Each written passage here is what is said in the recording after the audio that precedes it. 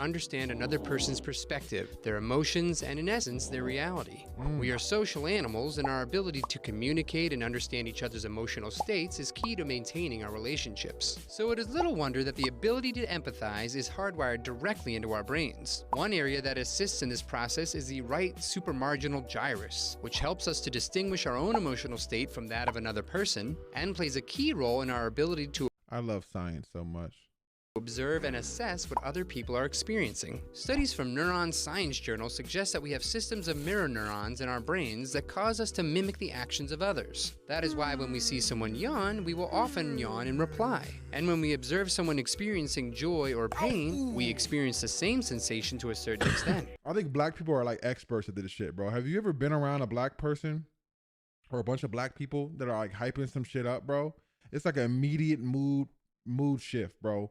Positive vibe shift, like immediately, bro. Like that shit is just so, it's just so refreshing, bro. Like, you know what I'm saying? But these reactions are primarily driven by subconscious reflexes. In order to be truly empathic, you have to actively think beyond yourself and your own concerns. You can develop this empathic skill by practicing some simple habits.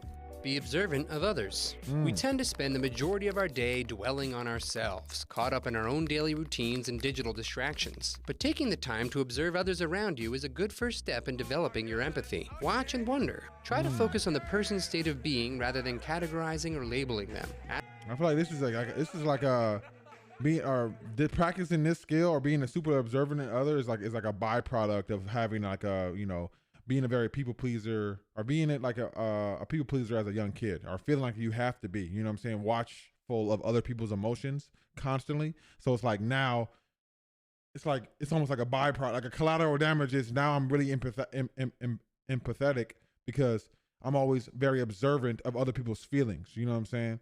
And you know, Chaotic, thank you for the follow. What's good? Welcome to the stream.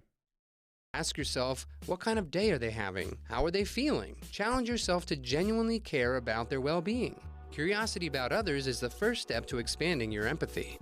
Use active listening. During a conversation, especially a heated one, most people formulate their response before the other person even finishes their statement. This form of communication is more verbal combat than I hate this shit, bro. Y'all know I hate this shit, bro.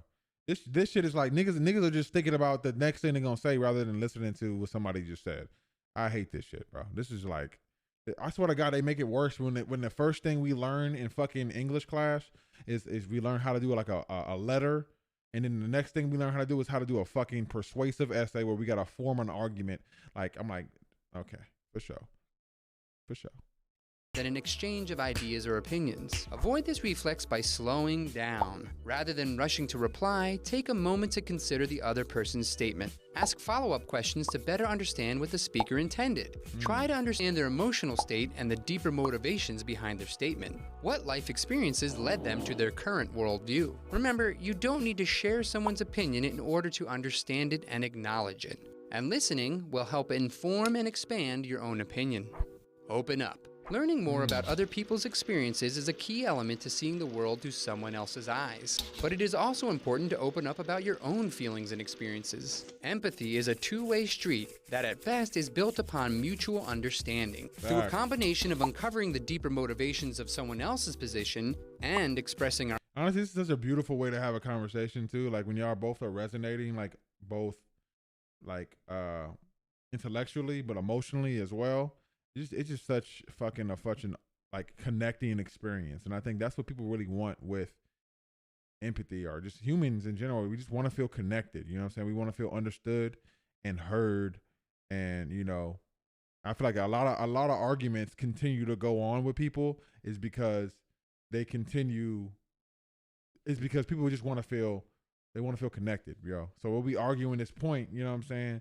End of the day, they just want to feel loved, bro. And it's like, that's what it is, bro. Our own underlying concerns, we often discover a shared commonality, even with those who hold different beliefs than ours. Through the practice of keeping an open mind, empathy helps us challenge prejudice, find commonality, and expand our moral universe. Without it, we are apt to label people outside our circle as the other, the problem, or the enemy. These labels draw lines. That seem familiar to y'all? That seem familiar to y'all? That sounds pretty fucking familiar, bro. Anybody that's not in our group is the enemy, the other, the problem. In the sand that prevent us from moving forward or growing. It cuts us. And it sucks when like majority of people are like in here. You know what I'm saying? So like these people probably feel like they probably feel the same way about the people inside of here. You know what I'm saying? Like they're in their own group and they think they're the enemy and they think they're the good guys and vice versa. You know what I'm saying? It's like this big ass fucking clusterfuck. What up, Ugly Aunt? How you doing? Ozanir, thank you for the follow. Welcome to the stream. How you doing? These labels draw lines in the sand that prevent us from moving forward or growing. It cuts us off from the realization that the human experience is a shared experience. We have much more in common than we think and are really just seeing small variations of the same reality. That's facts. That's facts.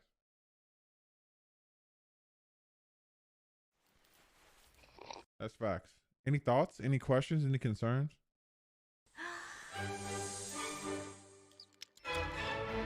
This one's called a Beanie Brown on empathy. So what is empathy and why is it very different than sympathy? Empathy fuels connection. Sympathy drives disconnection. Interesting. Empathy, it's very interesting. Teresa Wiseman is a nursing scholar who studied professions, very diverse professions where empathy is relevant, and came up with 4 qualities of empathy. Perspective taking, the ability to take the perspective of another person or recognize their perspective as their truth. Is anyone here an empath? We actually have a video on the 6 paths of or 6 empaths or whatever that I think you guys might find interesting. Staying out of judgment, not easy when you enjoy it as much as most of us do. Recognizing emotion in other people and then communicating that. Empathy is feeling with people.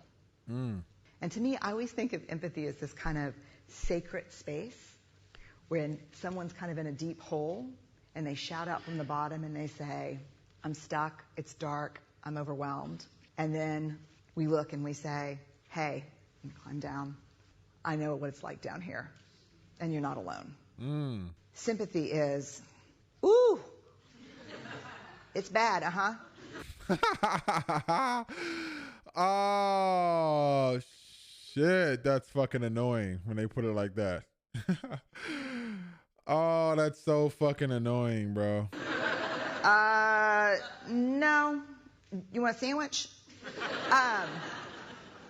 Empathy is a choice, and it's a vulnerable choice, because in order to connect with you, I have to connect with something in myself that knows that feeling. Alien, thank you for the gifted sub to Tsunami. Appreciate you, family.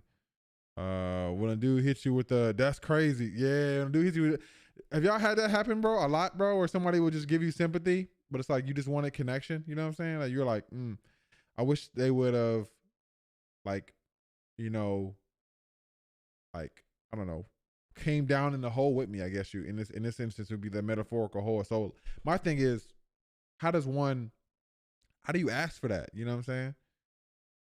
Because I feel like for me in the past and to some extent now that it almost feels like it's a burden for me to ask someone that, you know what I'm saying?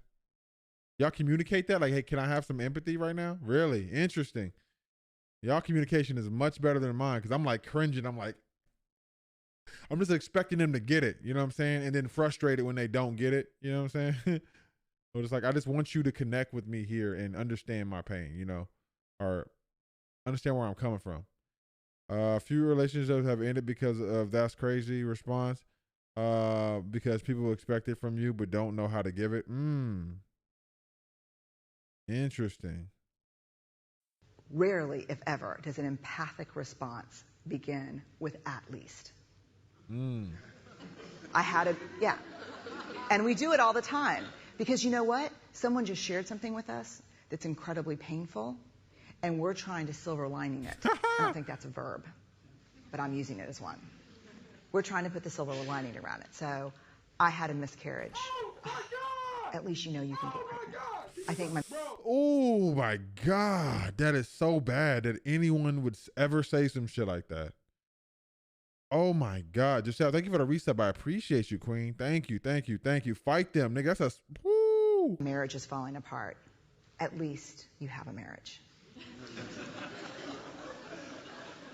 That's so passive John's aggressive. getting kicked out of school. At least Sarah is an A student. But one of the things we do sometimes in the That is such a like a removal of connection too from that too, you know? Does not help. It feels horrible, you know? face of very difficult conversations is we try to make things better. If I share something with you that's very difficult, I'd rather you say, I don't even know what to say right now. I'm just so glad you told me. Oh!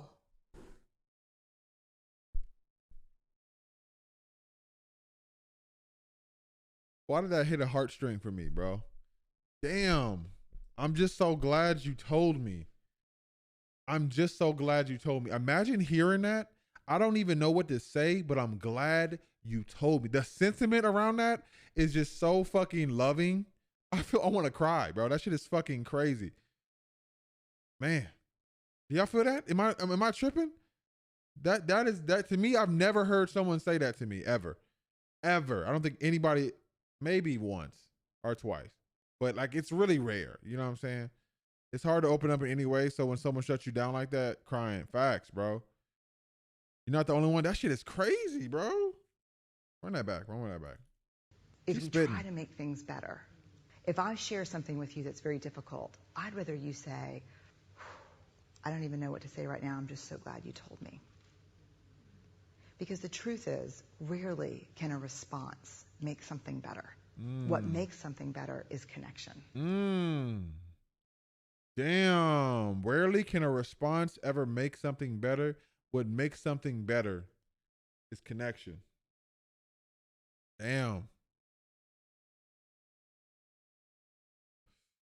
Woo, shit. That's tough. That is tough. That's a hard pill to swallow. Oh, fuck. Mindful Monday always got me feeling like I'm doing a mental fucking workout, bro. Like, god damn.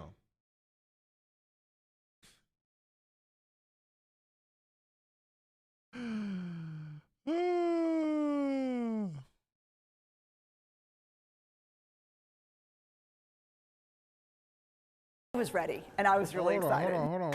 Relax, Bernie, relax. So this is the same girl I was just talking. So you might hear some of the similar talking points, but her name is Brene Brown. This video is called The Power of Vulnerability. And I think it's going to be pretty cool. So we'll check it out. So see how it is.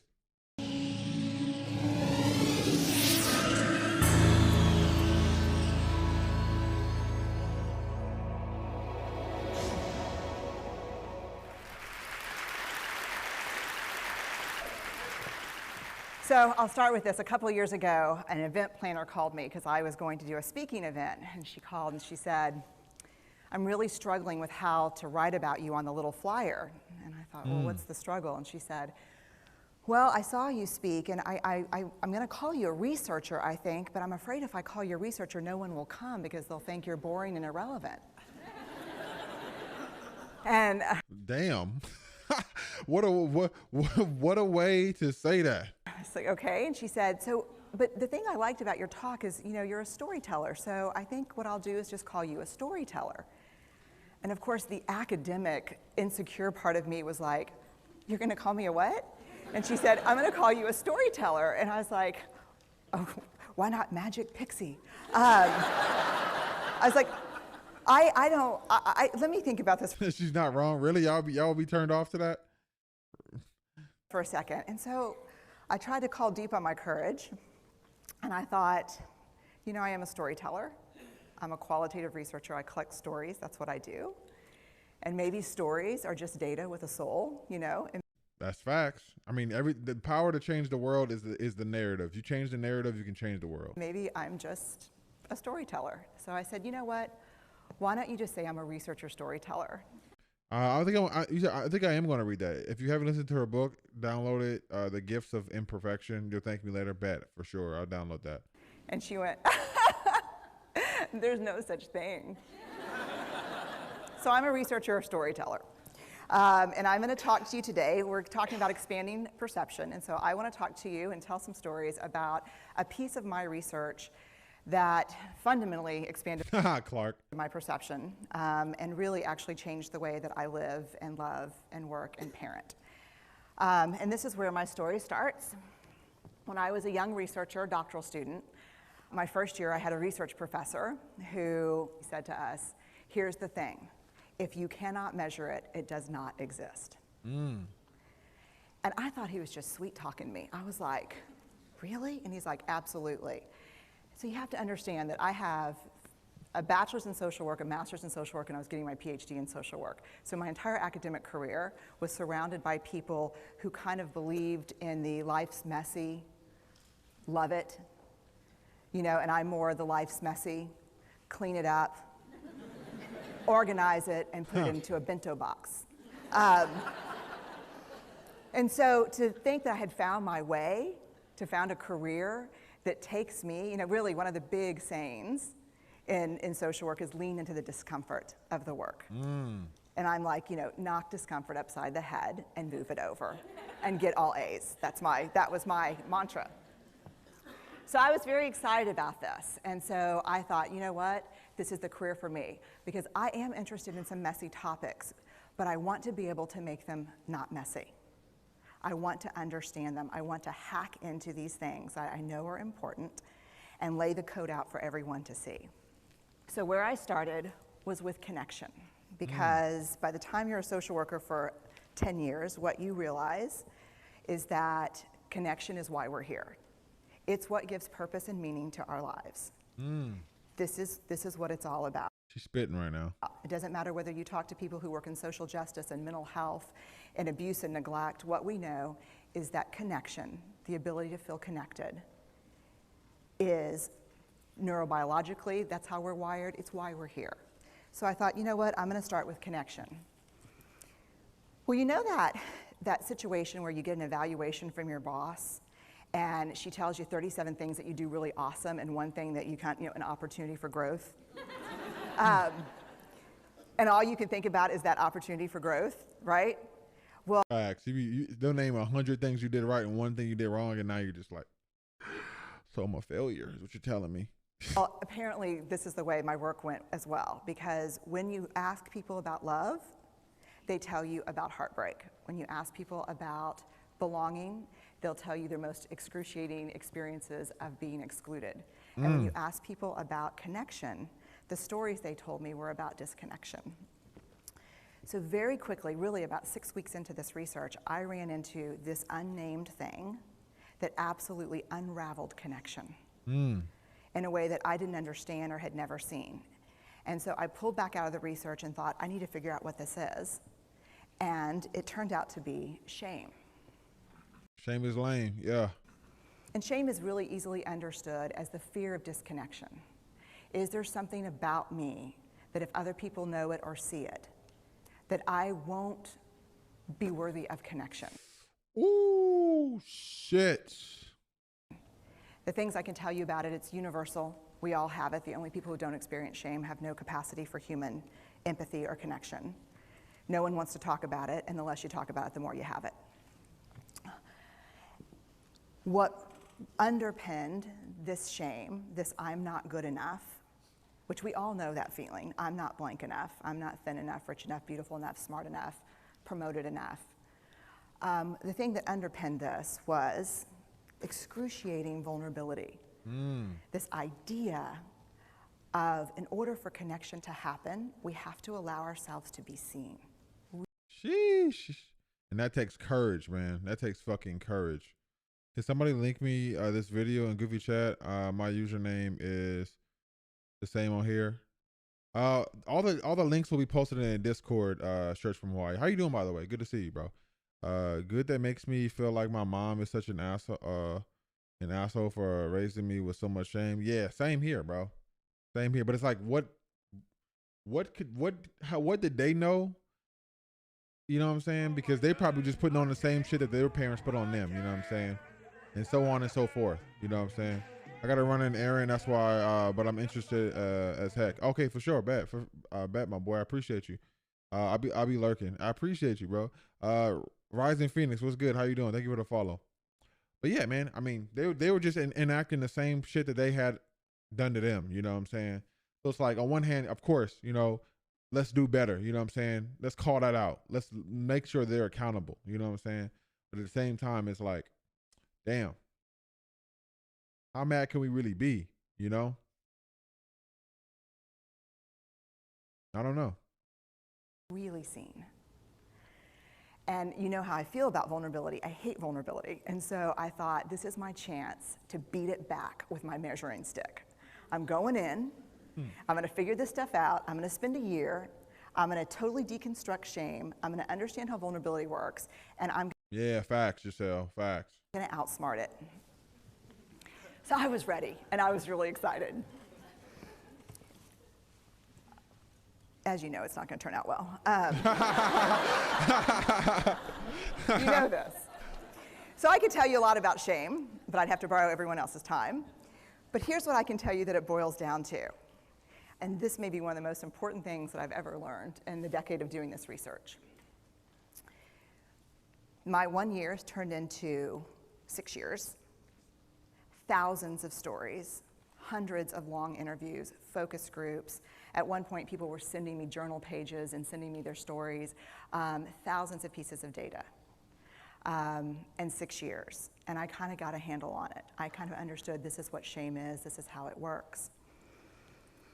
I wrote a book, I published a theory, but something was not okay. And what it was is that if I roughly took the people I interviewed and divided them into people who really have a sense of worthiness. That's what this comes down to, a sense of worthiness. They have a strong sense of love and belonging. And folks who struggle for it, and folks who are always wondering if they're good enough. There was only one variable that separated the people who have a strong sense of love and belonging and the people who really struggle for it, and that was the people. Hello? Did we lag out? People who have a strong sense of love and belonging believe they're worthy of love and belonging. Ooh, shit. That's it. The people who have a strong sense of love and belonging believe they are worthy of love and belonging. They believe they're worthy. And to me, the hard part of the one thing that keeps us out of connection is our fear that we're not worthy of connection, was something that personally and professionally I felt like I needed to understand better. Wow. So what I did is I took all of the interviews where I saw worthiness, where I saw people living that way, and just looked at those. What do these people have in common? And I have a slight office supply addiction, but that's another talk.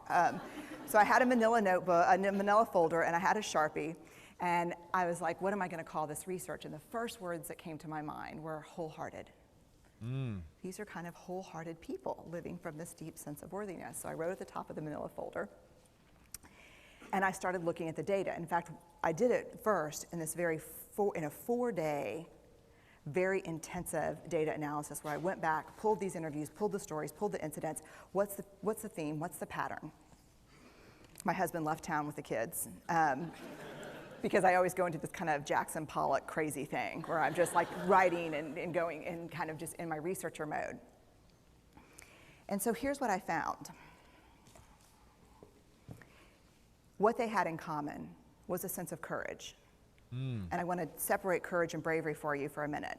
Courage, the original definition of courage, when it first came into the English language, it's from the Latin word cur, meaning heart. And the original definition was to tell the story of who you are with your whole heart. And so these folks had, very simply, the courage to be imperfect. They had the compassion. The courage to be imperfect. To be kind to themselves first and then to others, because as it turns out, we can't practice compassion with other people if we can't treat ourselves kindly. Ooh, shit. She is spitting right now, bro. This is like literally what is wrong with the world. People hurting people, bro. And the last was they had connection, and this was the hard part, as a result of authenticity. They were willing to let go of who they thought they should be in order to be who they were, which is You have to absolutely do that for connection. I think this really relates to what I've been going through in content creation too, is like not having the courage to be myself in light of who I thought I should be. You know what I'm saying? And that just shut me down completely. And that just kind of removed my connection from myself to the point where I just didn't even feel authentic doing anything. You know what I'm saying? And it's a really debilitating feeling, because it just takes all your fucking power away, and you just feel so weak and fragile when all you really needed to do is just show up enough to be yourself, you know? And in light of disapproval, in light of judgment, in light of, you know, whatever, you know. Yeah, it's a tough pill to swallow, man. The other thing that they had in common was this. They fully embraced vulnerability. They believed that what made them vulnerable made them beautiful. Woo, shit. They didn't talk about vulnerability being comfortable, nor did they really talk about it being excruciating, as I had heard earlier in the shame interviewing. They just talked about it being necessary. Damn. They talked about the willingness to say I love you first. The willingness to do something where there are no guarantees. Woo. The willingness to breathe through waiting for the doctor to call after your mammogram. The willingness to do something when there's no guarantees. Oh my God. She is in her fucking Duffy right now. The willing to invest in a relationship that may or may not work out. They thought this was fundamental. I personally thought it was betrayal. I could not Sounds like something I would do. I would have thought. believe I had pledged allegiance to research, where our job, you know, the definition of research is to control and predict, to study phenomenon for the explicit reason to control and predict. And now my mission to control and predict had turned up the answer that the way to live is with vulnerability and to stop controlling and predicting. This led to a little breakdown, which actually looked more like this. And it did. It led to I call it a breakdown, my therapist calls it a spiritual awakening. Wow. Spiritual awakening sounds better than breakdown, but I assure you it was a breakdown. Wow. And I had to put my data away and go find a therapist. Let me tell you something. You know who you are when you call your friends and say, I think I need to see somebody. Do you have any recommendations? Because about 5 of my friends are like, woo, I wouldn't want to be your therapist. Oh, that's fucked up. And I was like, what does that mean? And they're like, I'm just saying, you know, like, don't bring your measuring stick. Like, okay. So I found a therapist. My first meeting with her, Diana, I brought in my list of the way the wholehearted live. And I sat down and she said, you know, how are you? And I said, I'm great, you know, I'm okay. And she said, what's going on? And I said, and this is a therapist who sees therapists, because we have to go to those because their BS meters are good. And so I said, here's the thing, I'm struggling. And she said, what's the struggle? And I said, well, I have a vulnerability issue, and you know, and I know that vulnerability is kind of the core of shame and fear and our struggle for worthiness, but it appears that it's also the birthplace of joy, of creativity. Oh, shit. Oh, my God. Of belonging, of love, and I think I have a problem, and I need some help. And I said, but here's the thing, no family stuff, no childhood shit, I just need some strategies. One more time, bro. I need some help. And I said, but here's the thing, no family belonging birthplace. And I know that vulnerability is kind of the core of shame and fear and our struggle for worthiness, but it appears that it's also the birthplace of joy, of creativity. Jesus Christ, bro. It's like the flip of the coin, bro. It's the flip of the fucking coin, bro. Belonging, of love. And I think I have a problem. The other side of the coin. And I need some help. And I said, but here's the thing, no family stuff, no childhood shit. I just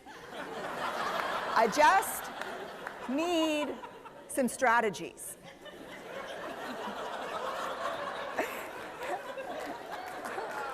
No, she's spitting right now. Thank you. And it's crazy. It's interesting to see how she struggled, or in this space particularly, even her as a therapist struggled to be vulnerable. It's almost like, hey, I need help with being vulnerable, but I'm going to a therapist and we don't want to talk about no childhood stuff, none of that shit. It's like, hey, I want to help being vulnerable, but I don't want to be vulnerable. It's like, it's like, girl, what are you saying right now? You know what I'm saying? And it just shows you how easy the human mind can fall into these tricks, because she's a therapist. She's a fucking researcher, bro. She's a fucking, she talks to people about this all the time. And she was blind to it, bro.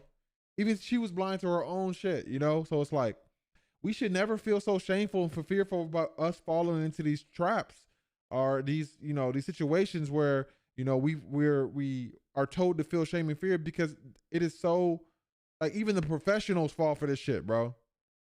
We should embrace it and understand it as necessary, for growth and development, and remove the shame. Shame is lame, bro. Shame is lame, bro. We talked about this. Shame is lame. That's what my therapist. She has to trick me into telling her shit. Ha! Hilarious. Sue, thank you so much for the hydrate, bro.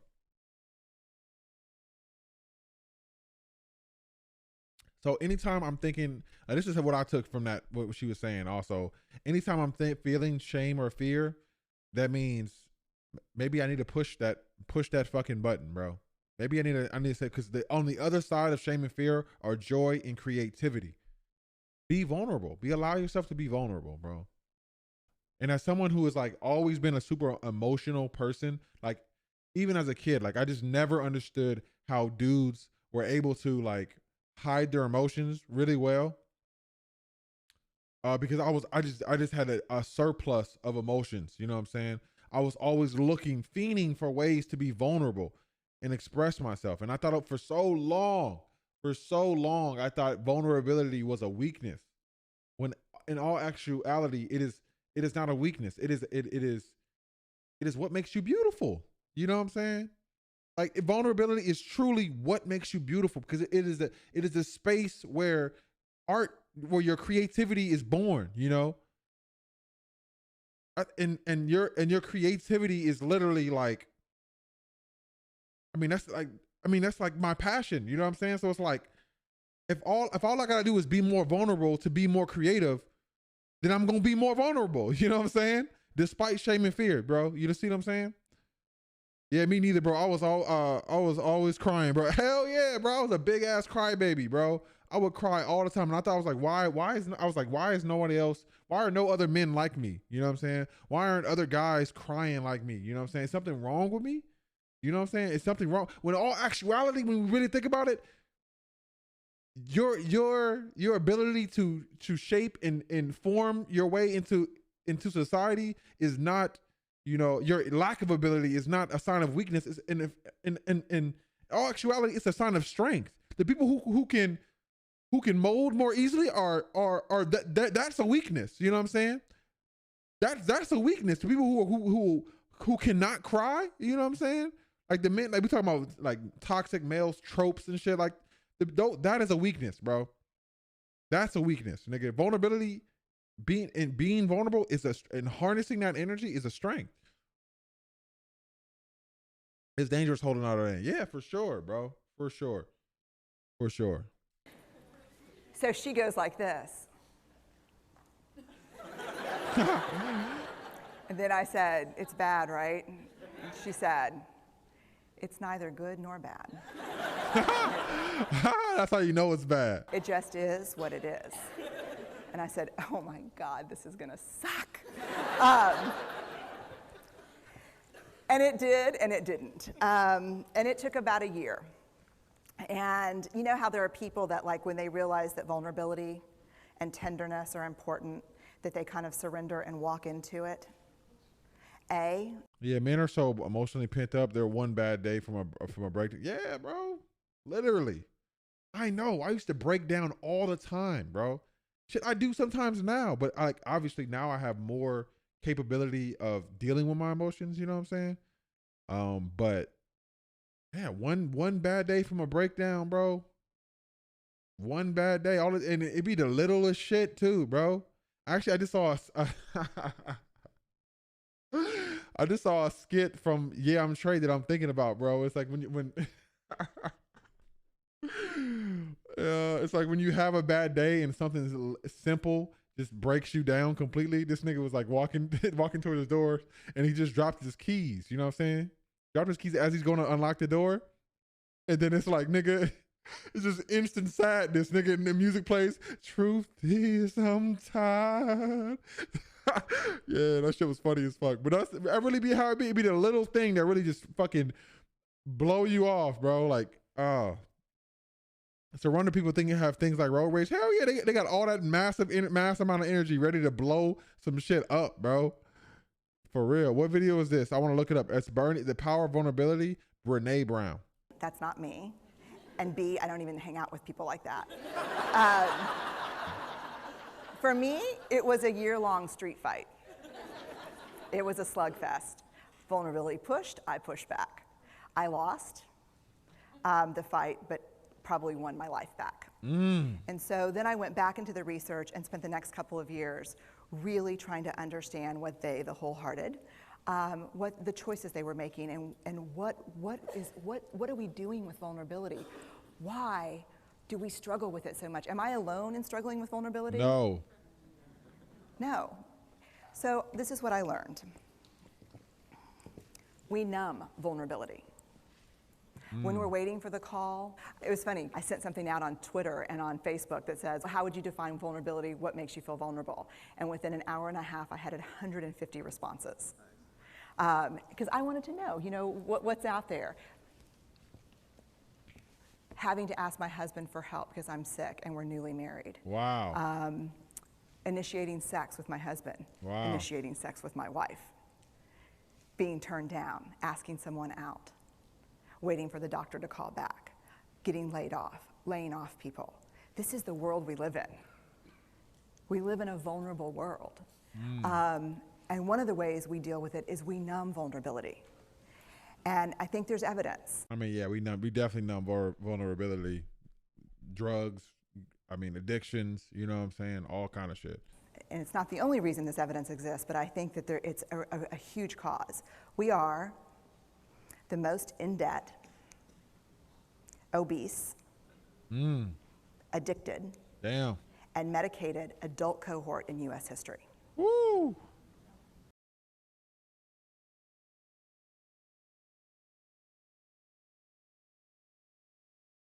Tie it right back to capitalism, bro.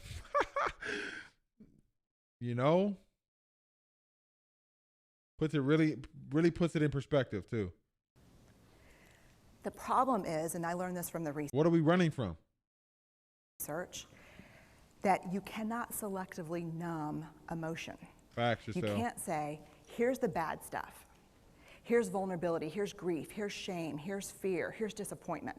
I don't want to feel these. I'm going to have a couple of beers and a banana nut muffin. I don't want to feel these. And I know that's knowing laughter. I hack into your. As a kid, bro, my thing is literally, I would be like, man, let me get a fucking Snickers, bro. Let me get some food, bro. Food was my friend back when I was growing up, bro. I was so chubby and awkward.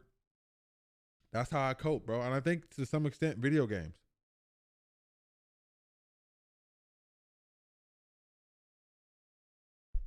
I feel personally attacked, nigga. Me too, bro. Me too. Your lives for a living. I know that's God. You can't numb those hard feelings without numbing the other affects or emotions. You cannot selectively numb. So when we numb those, we numb joy. We numb gratitude. We numb happiness. Woo! And then we are miserable and we are looking for purpose and meaning. Damn. Damn. When we numb vulnerability, we numb, you can't selectively numb. So we're numbing everything else too. And then we wonder why we have no power, no purpose or meaning in life. It's because we're numbing all of our vulnerability. Sheesh. And then we feel vulnerable. So then we have a couple of beers and a banana nut muffin. And it becomes this dangerous cycle. One of the things that I think that we need to think about is why and how we numb. And it doesn't just have to be addiction. The other thing we do is we make everything that's uncertain certain. Religion has gone from a belief in faith and mystery to certainty. Wow. I'm right, you're wrong, shut up. Wow. That's it. Just certain. The more afraid we are, the more vulnerable we are, the more afraid we are. This is what politics looks like today. There's no discourse anymore. There's no conversation. There's just blame. You know what blame? You know how blame is described in the research? A way to discharge pain and discomfort. Damn. We Damn. perfect. If there's anyone who wants their life to look like this, it would be me. But it doesn't work because what we do is we take fat from our butts and put it in our cheeks. Which just, I hope in 100 years people will look back and go, wow. You know? And we perfect, most dangerously, our children. Let me tell you what we think about children. They're hardwired for struggle when they get here.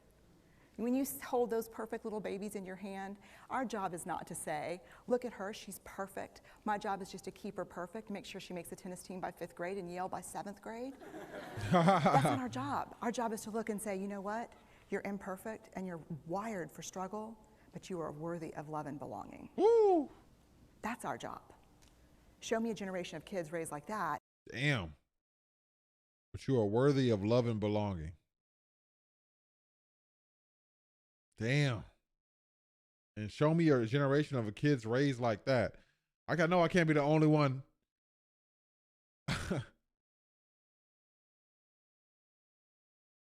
I know I can't be the only one that I think that was my biggest problem growing up.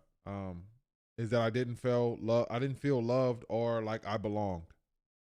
And I think I craved that shit so much.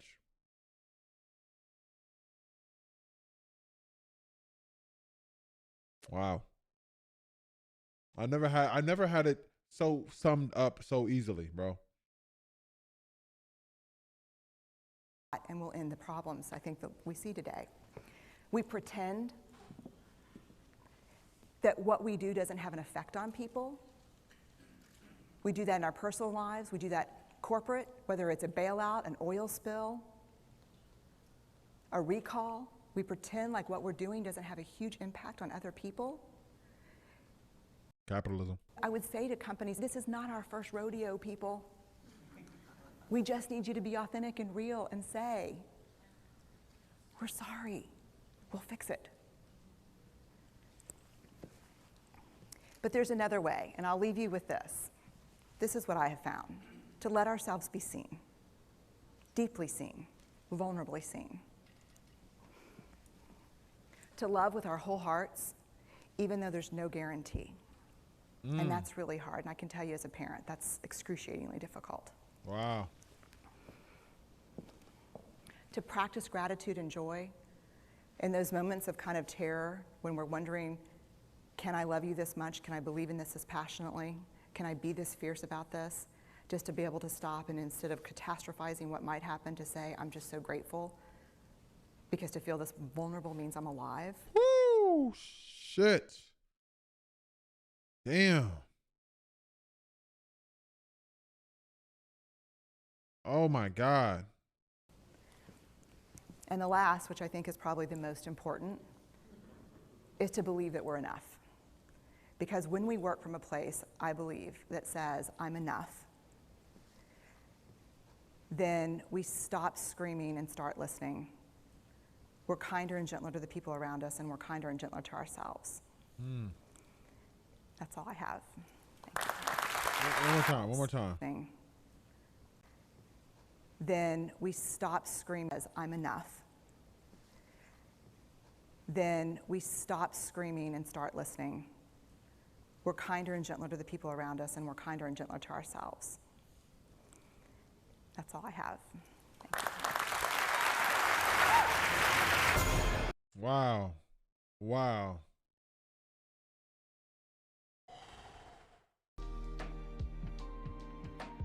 Wow.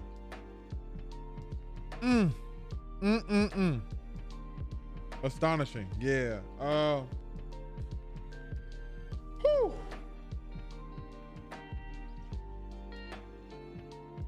Wow. That was truly astonishing, bro.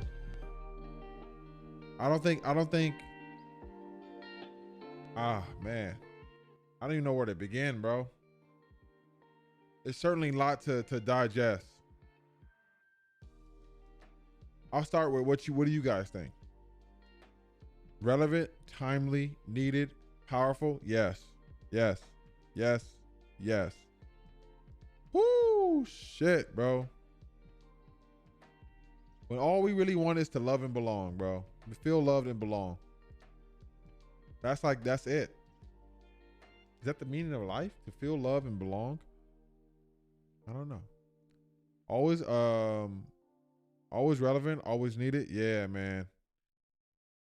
I just never had so much of my problems summed up in one video. You know what I'm saying? And it's cool to be like on the other side of this now. You know what I'm saying? Like as I've grown in this, like I've been in this space and I've been growing as a human being. It's cool to finally like be like on this side of things, you know? That video gives me more of an understanding of addiction. Yeah, for sure, bro. For sure. What stops people from feeling connection, man? I mean, connection is the opposite of addiction. And what stops people from being connected is their inability to be vulnerable because of shame and fear. And I mean, that's just it. Like, and at that point, it's like, how do I deal with my shame and fear? Therapy. Okay. How do I deal with, you know, feeling like not feeling connected? Be more vulnerable. Obviously, you got to trust. It's going to take some trust, and it's going to be hard. There are going to be some people you can't trust. There are going to be some people you're going to learn that are not good for you. You're going to be very picky, choosy, for sure. Use the best of your abilities to understand this person. You know what I'm saying? But at the same time, be vulnerable, because the opposite of vulnerability, or the opposite of joy and creation, is shame and fear. So the two sides of the same coin. So you can either choose shame and fear or choose joy and creativity.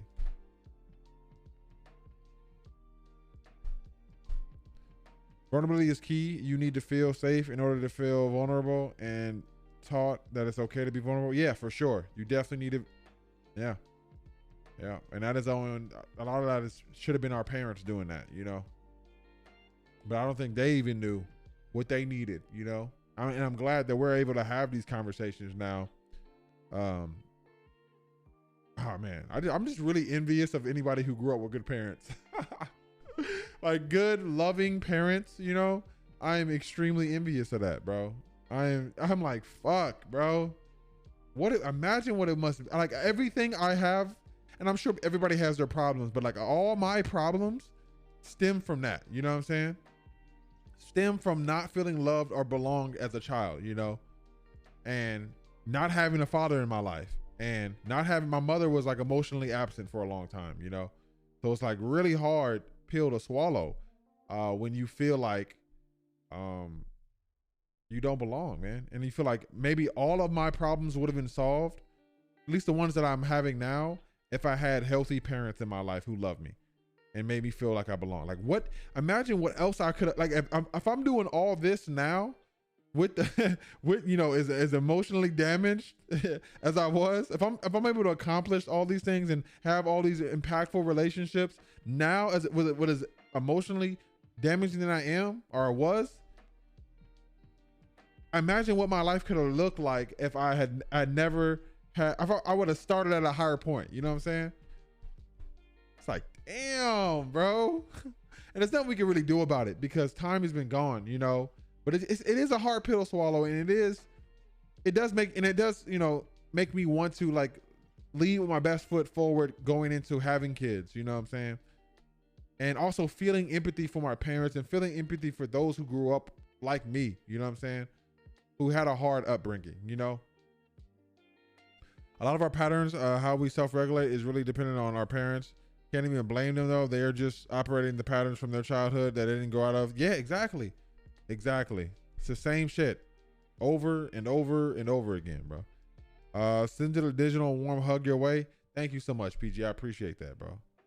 Jay, what's good? How you doing, my boy? Welcome to the stream. God damn. God damn, that video whooped my ass, chat. That video whooped my ass, bro.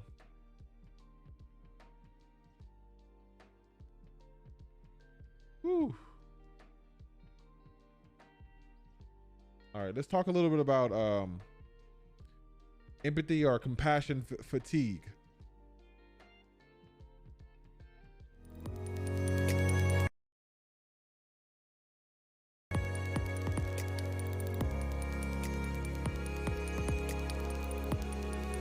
But also remember, your imperfections are your strength. Without those experiences, you wouldn't be who you are and able to operate from this unique perspective. Exactly.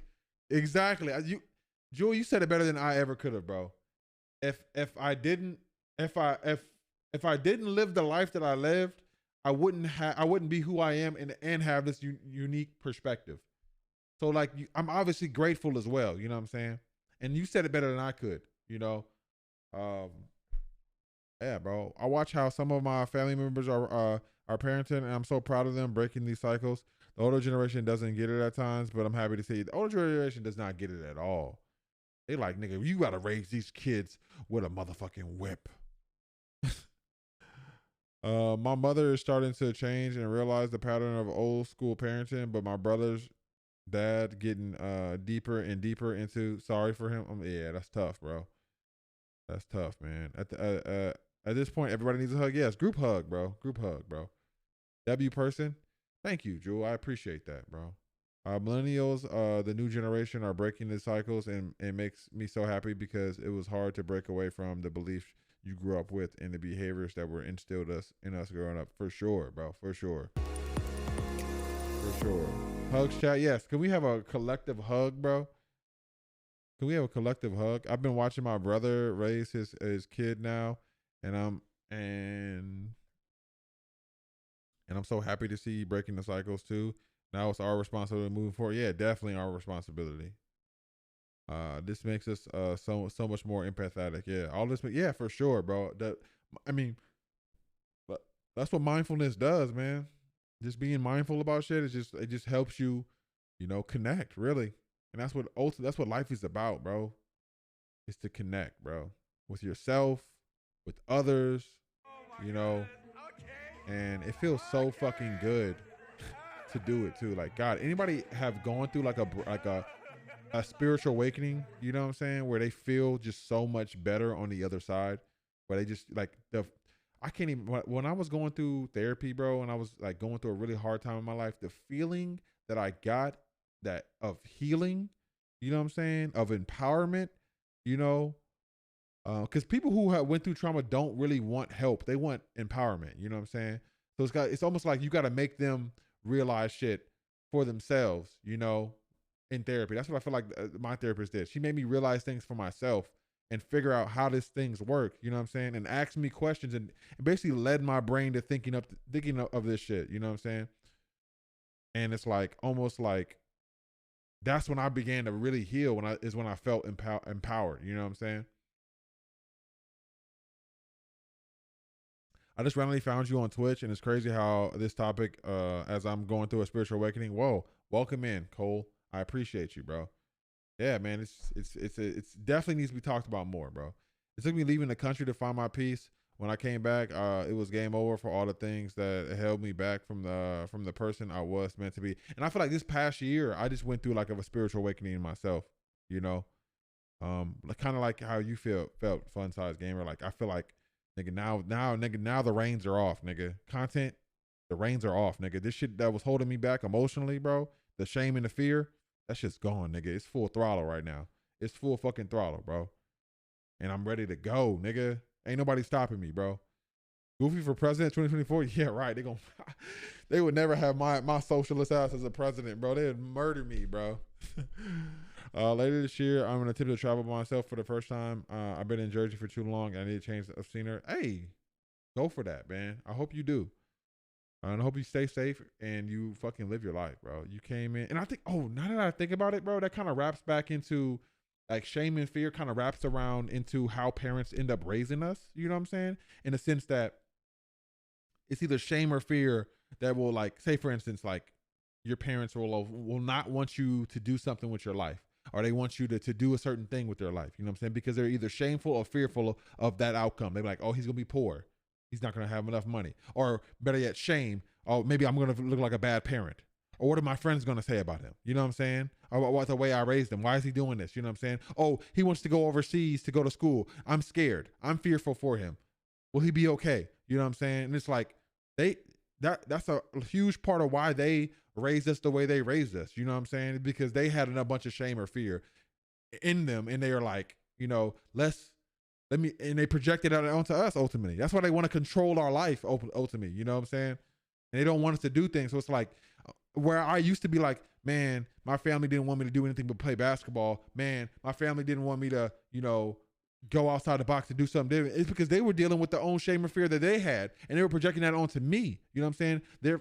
And that's just like that is like an awakening, because I understood the extent of like the fear, you know what I'm saying? But it's like when you throw shame on top of that, it's like, damn, it's like it just adds a whole nother level to that situation. You know what I'm saying? I just feel more empathetic for her, you know what I'm saying?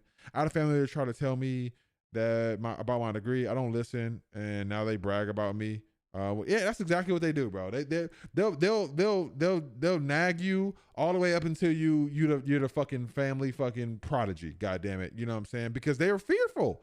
You know what I'm saying? They want you to do well. They want to be able to brag about you, but they going into that shit, they were scared for you. You know what I'm saying? Because and also for themselves. You know what I'm saying? Because sometimes parents live vicariously through their parents. But the thing is, what parents got to realize is that once these kids come out the womb, they're not yours. They're not yours. You don't own them. You know what I'm saying? You're in charge of you're a guide, essentially, to help them go along through life. You're not the person who's going to dictate their life. You know what I'm saying? You're just here to help them along the way. You know, they have to find out what they want. They have to find out what they're doing. You know what I'm saying? And ultimately, no amount of shame or fear is going to make them happy. You know what I'm saying? From you, you know, they got to find their own path, bro. Whether it's now or when they're 30 or when they're fucking about to die. I don't know. Right. It took a while for my parents to realize that. Sheesh.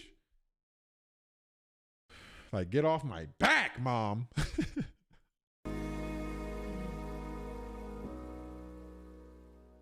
Are you feeling overwhelmed? Are you exhausted? Depressed? Are you anxious? This video is about compassion fatigue, by the way. For the wrong reasons. Do you suddenly burst into tears for absolutely no reason? Do I sound like a TV commercial for an antidepressant? Yes. Yes, you do. Well, I'm not. This is what happens when giving is no longer living. I mean, have you been asking yourself, by the way, W fucking stream today. Thank you guys so much for always coming here on Mindful Monday and being so vulnerable with me and allowing me this safe space to be myself and to be vulnerable. This is a fucking dream, bro. This is a fucking treasure trove. Like, we literally are in like have this place to be. Like, we talk about connection, bro. Like, and feeling to belong. This is my place to feel belong and connection, bro. Like with you guys, we have created a space, a bond, you know what I'm saying? You guys all belong here, you know what I'm saying? So basically what I'm trying to say. And I want to thank you guys so much for being so brave, so being so courageous, for even taking this shit in, bro. Like, people are not doing this shit. You guys are fucking rock stars, bro. You guys are fucking rock stars. And thank you so much for being so vulnerable and being brave enough to even challenge your own beliefs. You know what I'm saying? So thank you so much. I appreciate you guys and I love you guys, man. And I wish you guys nothing but joy and happiness in your journeys throughout life, bro. Like, dead ass, bro. Thank you, bro. I'm so grateful for this opportunity, bro. I'm so grateful, bro. Cause man, I just remember being that lone, scared kid, bro, with no one to talk to no one I felt like understand me. And like coming on stream, I feel like niggas get me, bro. Y'all get me. And it's like, it's such a nice feeling, bro. It is such a reassuring feeling. Like, it is like, it's dope, bro. So thank y'all for real. Real shit, bro. Love y'all, man. What is the matter with me? Why do I feel so awful? I have a great life. I have a fabulous job. I'm very, very, very busy. I have tons of friends. My family is awesome. Why do I keep complaining? Well, I want you to complain louder. All these feelings are totally okay. And I can promise you, you are not... Bro, same, Justice. Same. Like, literally same. ...alone. In fact... Morning, Brookie. If you are taking care of someone, it's actually quite normal. These feelings are the cost of caring for others, the cost of losing yourself in who you're being for everyone else. And these feelings have a name: compassion fatigue.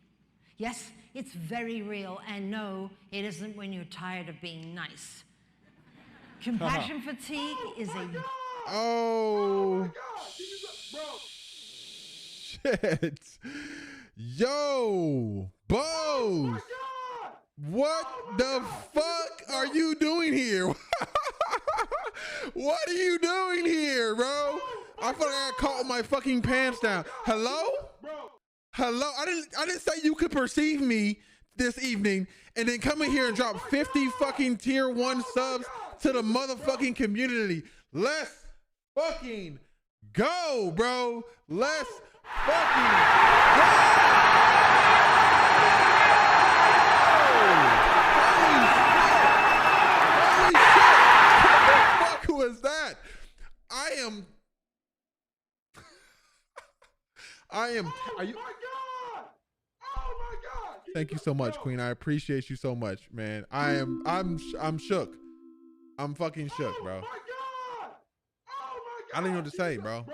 And she's gonna drop it and dip too. Ain't even say nothing. She's just like, you know. She's like a smiling auntie right now who said who they wasn't gonna get you no gift, you know, just sipping their tea. Oh my God! No, Cal, let me stop.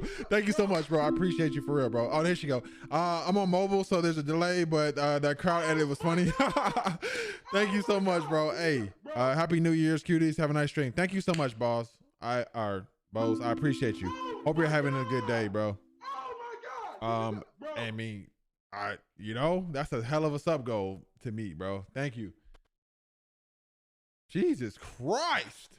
Dark, insidious syndrome that creeps up on you.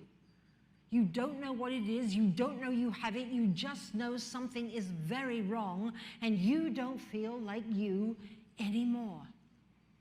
Compassion fatigue was discovered in 1992 by Dr. Charles Figley, professor in disaster mental health of Tulane. Yeah, shout out to Big Bose, bro. A Big Boss Bose. I keep saying that wrong, bro. It's a lot of B's, but shout out to Bose, bro. For real. Thank you so much, man. University. Now, Dr. Figley defines compassion fatigue as the emotional and physical burden created by caring for others in distress. It can also be known as secondary vicarious stress disorder, which is comparable to PTSD. But if you have compassion fatigue, you don't have PTSD, but you do start to take on some of the symptoms as if they were your own. Now, Back then, Dr. Figley was primarily referring to ER nurses, firefighters, EMS workers, pretty much everyone in the professional business of caring. So as I was digging deeper into my research, I started to realize that a lot of these symptoms was really starting to feel uncomfortably familiar. Well, I'm feeling as a teacher this year. I believe it. Hey, Nella, how you doing, Queen? I believe it. Yeah, I used to work in like, I don't want to say juvenile hall, but like I used to work in like group homes. And yeah, it's tough. It's tough. It definitely takes, like, they don't pay them people enough, for sure. Like, we were like the front line of people who were dealing with this kind of shit, bro. And yeah, bro. It's tough, for sure, bro. It's definitely hard to feel bad for somebody after they punch you in the face too. And your job doesn't really care for you like that. You know what I'm saying? They kind of treat you like whatever, you know? But yeah, I digress. Symptom number 1, irritated and frustrated most of the time. Check. Symptom number 2, feeling absolutely worthless and terribly sad. Check. Symptom number 3, isolating yourself and disconnecting from everyone around you, including your own family. Nothing makes sense anymore. Double check. Yeah. But hang on. This didn't make sense. I'm not an ER nurse. I'm not a firefighter. I don't look after somebody with PTSD, and I don't deal with trauma every day. Wow. So remember Dr. Figley, who discovered compassion fatigue? Well, I called him. And that's when the light bulb went off. We are all potentially vulnerable to compassion fatigue. You don't have to be in the professional business of caring. You just have to be caring. Did you know? Anyone who is not in the professional feel like they've had compassion fatigue, or are you guys resonating with this at all? I get bills are important, but sanity is too. Facts. There's a lot of retail, warehouse, fast food jobs in my area. After working so many, I was no longer quick to apply to them anymore because of the environment. Yeah. So I completely get it. Yeah. Okay. Now wait a minute. Hold up. She's not about to drag me like this. Sky, you're fine. That's why I'm not a teacher anymore. This generation of kids is horrible, and parents ain't no better. I mean, it's tough, bro, for sure. It's really fucking tough. Oh my God, I'm a flight attendant, and this is hitting me really. I work in the medical field. I'm at the end of a long winter break, and my Sunday scary started on Friday. Love my kids, love what I do, but I'm on the edge. I feel you, and you need a break. It ain't nothing wrong with saying that, bro. You need a fucking break, and you need more, and you need better pay. Let's be honest. You need a break, and you need better pay, and you need to be taken care of, bro. Like, for real, bro. Teachers are literally fucking nation builders, bro. Teachers are nation builders.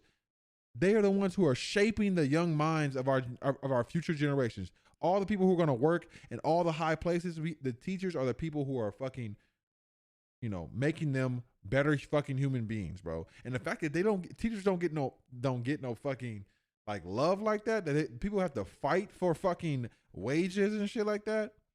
Come on, bro. And you think about social workers too on top of that, bro. Like, come on, bro. Teachers are basically social workers, but yeah. When I used to work in retail, definitely, and not even my corporate job now, some of my clients are so tough to empathize with. I tutored for a year and knew teaching wasn't for me. Yeah, it's tough, bro. I coach kids and most of them are good. That's dope. That's good to hear, bro. I'm glad you don't have to worry about that as much. Agreed, Goofy. Yeah. You can tell the trouble kids don't have healthy connections with their parents. Yeah. I was a trouble kid that didn't have a healthy connection with my parents or anyone for that matter, really. My mother was a teacher and professor, He barely made over 30K a year. Wow, that's crazy, bro. That's actually fucking like that's actually like fucking despicable, you know, like literally. Like it really just says so much about this country, bro, for real. Definitely restaurant worker here. I work with family and close friends. That a third of Americans are currently work with providing family? long-term care to a loved one in their home. That's 108 million people potentially suffering from compassion fatigue in silence. Wow. So let me ask you, are you looking after an elderly parent, spouse, loved one in your home, and it's taken over your life? Their needs come first. Their survival is more important than yours. You can't afford to put them in a nursing home, and you can't afford in-home care. You're the one administering medical attention without any medical training whatsoever. Wow. You're the one cooking, cleaning, carrying, and potentially, possibly, dealing with a very serious mental illness like Alzheimer's. Side note, I bet a lot of women feel like this when they're like they have to date like dudes who don't really fucking do shit but work, you know what I'm saying? And or they're not even like the breadwinner either, you know what I'm saying? So like women have to work and then men work and then also women have to do all the stuff, are expected to do all the stuff at the house as well, which is kind of like, you know, like really problematic obviously, but like I bet that women probably run out of compassion after doing that for a while, you know what I'm saying, for sure. And it's probably really hard, for sure. My mom is a teacher and I worry about her every day because I got a call that my mom got hurt by a student. I'm going to jail. Yeah, that's going to be a tough day for sure, bro. Teachers have never been given the resources and any credit needed. Yeah, bro, for sure. My sister works in education. The amount of stuff she has to deal with on a daily basis is insane. Yeah, bro. Yeah, it's not fun. Wouldn't recommend. Yeah, for sure. I'm sorry for our male species, ladies, for real. Niggas need to catch up, bro. Bring some more shit to the table, for sure. Because I mean, yeah. I mean, I can go off all day off by that. We should have another day about fucking toxic masculinity and shit, bro. We should have another Mindful Monday about that. I think that'd be cool. If we together, we doing all the housework together. That's what I'm saying. People want partnership, bro. People want partnership. Like women need partnership, not fucking man babies to fucking take care of, you know, or raise somebody else's son. Like men got to step it up, bro. And as a man, I think it's up to us to talk about that shit, bro. Like for real. Like, cause I couldn't imagine being a woman and all that shit expected on me, bro. In a relationship, bro. I would literally just be, and we both gotta work. And he not paying the bills, we both working. I could see if he was paying all the bills and then I had to do all that shit, you know what I'm saying? But cleaning, cooking, all that shit is a full-time fucking job, bro. That shit is a full-time, especially carrying kids too, a full-time fucking job. No, sir. That shit is trash, bro. If I was y'all better than me. If I was a woman, nigga, I'd be single or scamming, nigga. Dead ass, bro. Ain't no way I'd be in a relationship with if that was my options. You know what I'm saying? And I'm sorry that y'all have to deal with so many fucking men who think like that. You know what I'm saying? Or to be honest, I was like that at one point, bro. Then I fucking grew up. You know what I'm saying? So that's why I feel like there is hope, though. You know what I'm saying? Single or scamming, dead ass though, bro. Like, what's the point, bro? You basically going into a setup, bro. You're walking into a fucking setup, bro. That society has literally set your ass up. Like, this is a fucking scam. Why would I get scammed? I ain't gonna get scammed. I'm gonna be the scammer. It's crazy because how men aren't even taught things regarding domestic work. Nah. And some men aren't, and some are unwilling to learn, and they weaponize incompetence. You know what I'm saying? So they don't have to learn. You know what I'm saying? Oh, I don't know how to do it. I don't know how to do it. I just can't do it. You know how to do it. I can't do it. I can't. You know what I'm saying? And they don't even want to learn. You know how it is. And I can say that because to some extent, I've done that before too, for sure. And I didn't even realize how harmful that shit is, bro. You're basically getting free labor off of your wife or your girlfriend, if y'all live together or some shit, you know, which is crazy, bro. It's like, what are you doing with that extra free labor? I hope you're devising plans to make tons of money or something, you know? I don't know. I see my dad step up, so I expect my partner to do the same thing, nothing less. Yeah, for sure. I was folding my brother's clothes for him till he was in high school, and he's 12 years older than me. Wow, that's crazy. That's literally crazy. My mom, in my culture, a lot of women are really be having to work hard, but not I. Period. I'm a material girl. Hey, I don't blame you, material girl. Don't know what to do for my girlies trying to find love. Relationship be 50-50. Exactly. 50-50. You know what I'm saying? 50-50. 50-50. We are partners, nigga. We are fucking partners, bro. We work together to make a better outcome for a better life for each other equally. You know what I'm saying? And sometimes I feel like in relationships, it's not going to feel like 50-50 all the time because people have shit going on in their own lives. You know what I'm saying? So sometimes like you as a partner might have to step up and do 70-30, you know what I'm saying, for a little while. And then vice versa, you know what I'm saying? But it goes up and down. Like you just got to, like, niggas don't keep score charts. Okay, you were doing this for how long? Okay, so I'm going to need this for this long. Or otherwise you'll owe me extra points. You know what I'm saying? Like, you know, I don't know. The saddest thing is when I told my mom, I'm glad she wasn't my dad. Wow. Because he used to sit around and do nothing while his girlfriend and everything went, while his girlfriend did everything. And when I went to visit, mind you, my mom is not a feminist. This is my straight own observations. Really? Damn. So even as a kid, you knew that shit was sus, bro. You're like, this ain't it. Women are looked at whether they are worthy based on their mental status or being tied to a man. And because of that, there has been disconnect between men and women. Yeah, for sure. For sure. And, you know, patriarchy. Yeah, I mean, I guess that's a part of that too. Yeah. Scorekeeping in a relationship is a death sentence. Facts. All right, let me get off this soapbox. We talking about compassion fee. We'll do a mindful Monday about this topic for sure. But yeah.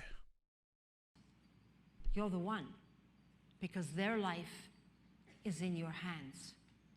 Maybe you're a working parent and you work long hours and you come home and you are exhausted. Now you have to be a parent. You have to cook dinner, do the laundry. Oh. Facts, fun size. You got to be likable, nigga. And some of these niggas don't even have an emotional capacity. It's emotional availability, bro. I can't imagine what the, like, single or scamming. Single or scamming. That's all I can say. I would be single or scamming if I was a woman. Oh, and let's not forget baseball practice, basketball practice, soccer practice, band practice, and just the general business of keeping the kids alive. Right? You're the one, because their life is in your hands. My own compassion fatigue credentials started when I was 14. My father died when I was 10. I was an only child, and for the next 50 years, I was emotionally shackled to my mother, a woman in perfect health, but her demands were my orders. I left school at 15. Anybody else feel like this? We'd run out of money. We got evicted. I found us somewhere to live. Oh my God! Is this my relationship with my parent? Oh my God! Forged my birth certificate to go and work at the Playboy Club. Oh yeah, I was illegal, but Mother didn't notice or care. It was my duty to save us. You see, I didn't know. Anyone else feel like that as a kid too? Like they had to take on hella responsibility. It was our duty. Anyone else feel like they had to make a lot of money because it's my duty? Not, Teddy, what are you doing, bro? You're fucking me up right now, bro. I'm in the flow state, bro. What are you doing? Knock it off, bro. But yeah, anybody else feel like that? You know what I'm saying? Like I honestly felt like I had to be successful. My family was counting on me to be a famous basketball player. You know what I'm saying? To make a lot of money playing basketball. So it was my duty to do that for them. You know what I'm saying? As the oldest daughter, yes. Whew. Put Teddy in the video. Teddy, come. Come on, Baba. Hey, yo, Baba. It's the Baba boy. It's the Baba boy. It's the Baba boy. But yeah, man. Yep, oldest of 6, bro. And especially, I feel like with poor families, specifically poor families and poor POC families, bro, minority families, like that pressure is like tenfold, bro. And it's almost like y'all are completely tied to each other forever, bro. Like, it's crazy. I mean, in a sense you are, but like not like in that way, you know? Like, it's tough, bro. It's a tough position to be in, bro. Absolutely yes. And the only child and my father deceased, I was scared to a failure watching my mom struggle. Wow, Sky. Wow. Thank you for sharing that, guy, man. I feel the pressure as only a child is an immigrant family. Wow. I like the money shit is trauma. Like the money shit is trauma inducing. Yeah, man. Be nice to Teddy, but he was like nibbling at some shit on the floor. I hate when he tries to like look for food on the floor. I'm like, bro, you're gonna eat some shit and we're gonna have to take you to the vet or some shit, bro. Calm down. Like, dude, did I tell you this guy tried to eat a blunt one time, bro? He was about to eat a blunt. He was about to be a high ass dog. I was slowly suffocating under this crushing burden of keeping us alive. Yes, her survival was more important than mine, but I did that. On the flip side, my mom probably felt like this too, having kids, but it's like, we didn't ask to be here, parent. We never asked to be here, parent. What up, Cam? I chose that because I was so afraid of her. Why? Because she could emotionally hurt me, wound me. Frequently, she would look me straight in the eye, and she would say, you know, everything and everyone I have ever loved is dead. Wow. Clearly, I was her lifeline, not her loved one. Wow. The poet Maya Angelou says, never make someone a priority when all you are to them is an option. Wow. Eventually, I ran away here to the US. I put 5,000 miles. Wow. That's crazy. That's crazy, bro. Woo. Between us. Nevertheless, for the 6 years before she died, every Sunday, 2 p.m. sharp, she would call, and no matter where I was in the country, I would do her grocery shopping online to a store 2 blocks from where she lived in London. Wow. 4 years ago, I got the email. Dear Mrs. Watt, this is Mr. Ernest Cook from the Camden Council Mortuary in London. We have your mother in the fridge. Wow. What would you like us to do? Wow. I laughed too. It was funny. It was funny. Wow. And I felt nothing. And I didn't care. Wow. That's crazy. Was I a bad person? No. I was done. My compassion cup was empty and I was well into burnout, which at this point, most people get prescribed antidepressants, which Wow, can you imagine? As someone who went no contact with my parent, this is especially hard. I don't want to say hard to watch. It especially is like relating to me. And I feel like at times my parent would subject me to situations that would run my compassion fucking drain, bro. I'm talking about like living with me at my college fucking house, bro, with my college fucking roommates, you know, in our fucking garage, bro.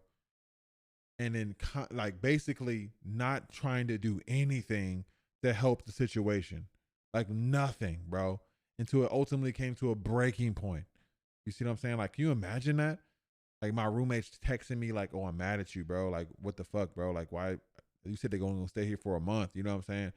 Bro, bro. While I got fucking senior year school shit to do, bro. While I got essays to fucking write and fucking all this other shit, you know what I'm saying, to deal with.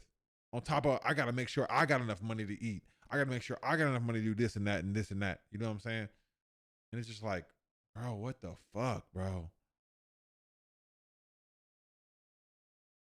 Family ties are crazy. Like, we couldn't put up this shit with strangers. No, but it's like, you want to be there. You know what I'm saying?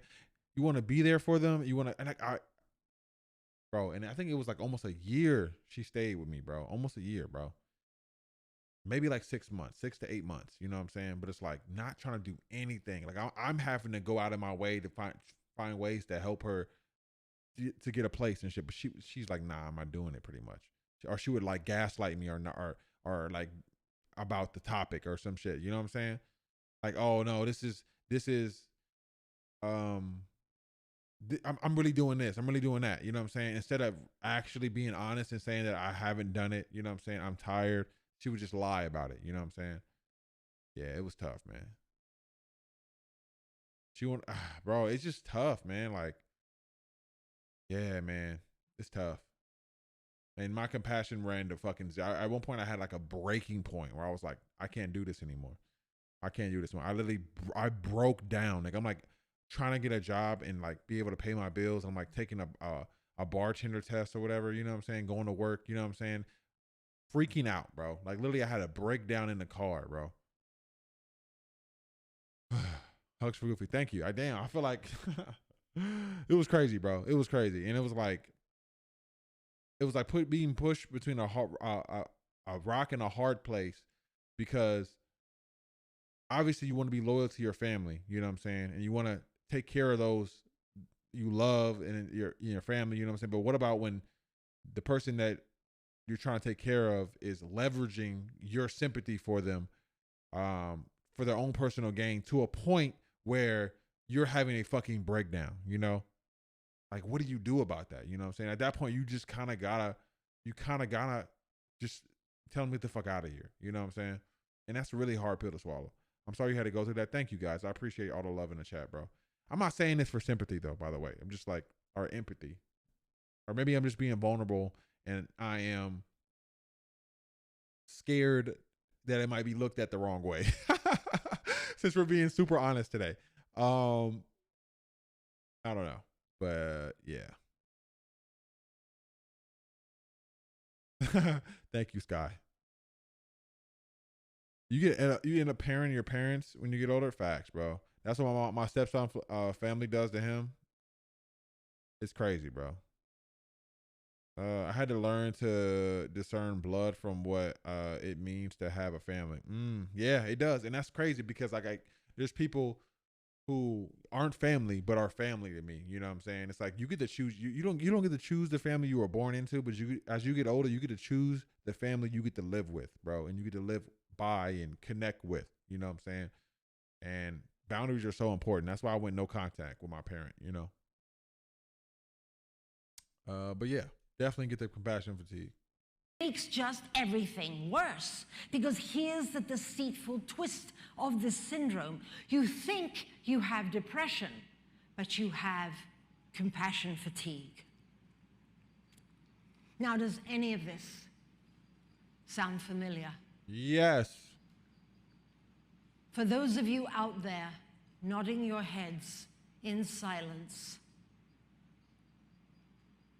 let me just offer you this question. And this is a question I would like you to consider. Ask yourself, what is the most important thing in your life? You're going to say your children, your family, maybe your career so you can provide for your family, and all of that is the wrong answer. What if I told you the right answer was, I am the most important thing in my life, me? Woo! Can you just imagine saying that? The judgment, the astonishment, the amazement of people at your selfishness. Oh gosh, people might not like you anymore. But here's why it's critical. If you can't take care of your own happiness first, how on earth can you take care of anyone else's? If you can't love yourself first, how can you give love to anyone or anything? Woo. If you can't live in gratitude and joy, how can you bring fulfillment and joy to anyone else? If I could have seen back then, facts, Luna. if I could have seen what I was doing to myself, if I could have seen my mother for who she was, if I could have seen that I was the option, not the priority, I would have said, stop, be brave, put yourself first, take care of this person first. I would have said, go and live that dream. No one's going to do it for you, and quite frankly, no one will really care if you don't. Ooh, God.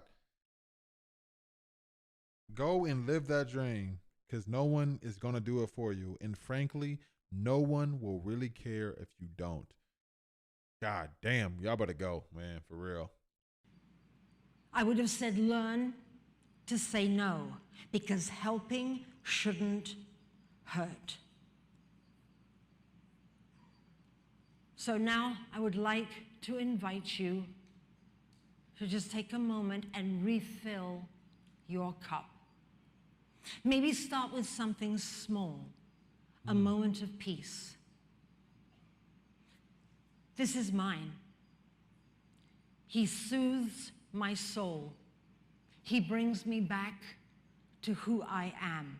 Deep. What's yours?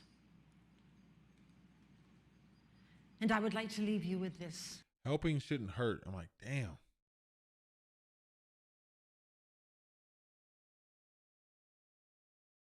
Damn.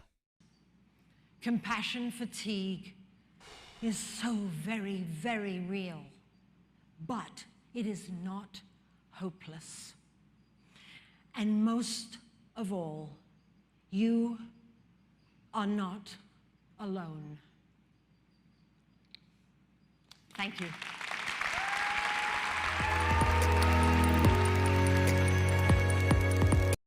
Oh man, that's crazy. I'm learning so much today that I can apply right away. I'm happy for you. Me too, girl. Me fucking too. I don't ever want y'all to feel like I'm fucking, I got my shit figured out, because I don't, nigga. I'm literally just here vibing and riding, nigga, trying to figure this shit out as I go, bro.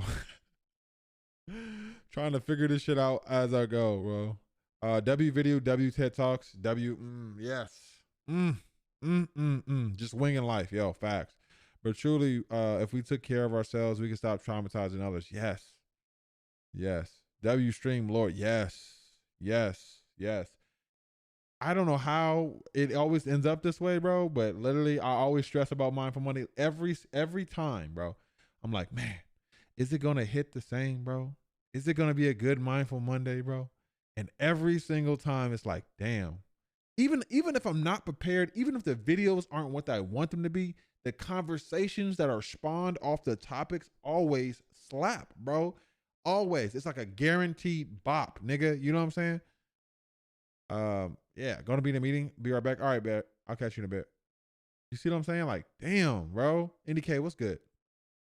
I had a couple of meetings. What I missed? Shit, that video was fire as fuck. Helping shouldn't hurt. You really mindful, bro. You bring the good energy. I try my best, bro. I really try my best, bro. I really try my best. I'm not perfect either, and I'm trust me, I've been pretty fucking dumb for a long time in my life. You know what I'm saying? Emotionally stunted, all that shit. But I think something that's always, and this is me, you know, putting on my bragging suit for once, nigga, you know, practicing, leaning into that. I think something that I've always prevailed through me, a dominant prevailing trait in me has always been my willingness to learn and to adopt new ways of thinking. You know what I'm saying? And that's just who I am, bro. I'm a lifelong learner. So even if I was doing dumb shit before, like, there's no way I'm finna stay there. You know what I'm saying? And not only do I don't want to stay there, I want to make sure that people never have to go through what I went through again, bro. You know what I'm saying? I want to protect as many people. I want to be the light, you know what I'm saying, that shines away from the darkness. You know what I'm saying? Like, that's just, you know, I don't know. Yeah. Hey, you look like the guy who made Classic Man, Jadena. Yo, I'm a fucking scream. What up, DL? How you doing, bro? Welcome to the stream. It's replenishing your own cup for me. Yeah, bro. It is. You gotta replenish your own cup. But how do you? I mean, shit. Whoa. What are you doing? What are you doing? What are you doing, Teddy? You want to go? All right, I'll catch you later. He was like doing some crazy stuff. The shining star in a world of darkness. I not to be so corny, but like I just feel, I really feel that way, bro. And I really feel like in my heart that like that's like part of my reason on earth to be here is to be like a beacon of light and hope and growth and change for those who only knew darkness, bro. Who only knew how to live in what they came from, you know. Teddy is a shining light in darkness. I don't know why I'm getting PG vibes from him. PG's the homie, bro. What you mean? PG's the homie, bro. PG is the boy. Are you talking about PG as in PG rated? I don't know if you know PG. I'm thinking you do. I'm still picking up my emotions from yesterday movie. Oh yeah, Encanto was so sweet, bro. If y'all missed movie night, every 6 p.m. on movie, or every Sunday at 6 p.m. PST, we watch a movie together, bro. And last time we watched Encanto, so that was really good. But yeah, man, that was a dope thing to hear, bro. I want to talk a little bit about. Fuck, I feel like there's so much to talk and so little time. Let's see. Do y'all feel like you guys are I guess the importance of empathy kind of covered that. I wish I would have had that now to watch, to be honest. But I think we're fine. Let's talk a little bit about babies. Are we hardwired for greed or empathy?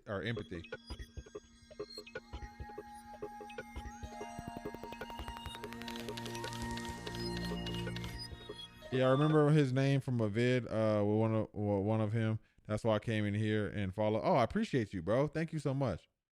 What video are you talking about? Is it? I was in one of PG's videos. That's dope.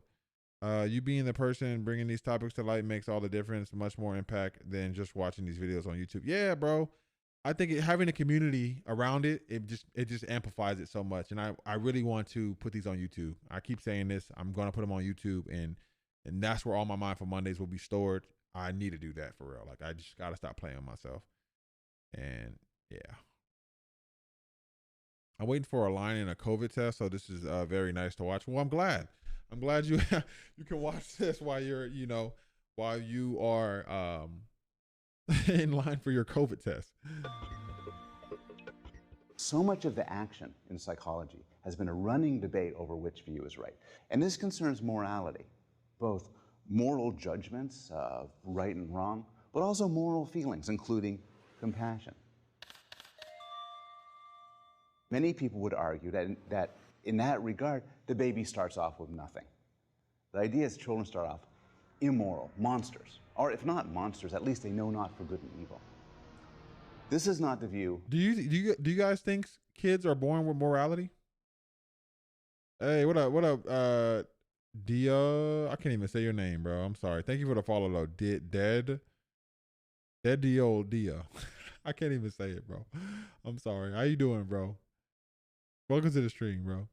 This is what got my a degree in. Oh, really? I would love to hear more about it. Learning lesbian, for real.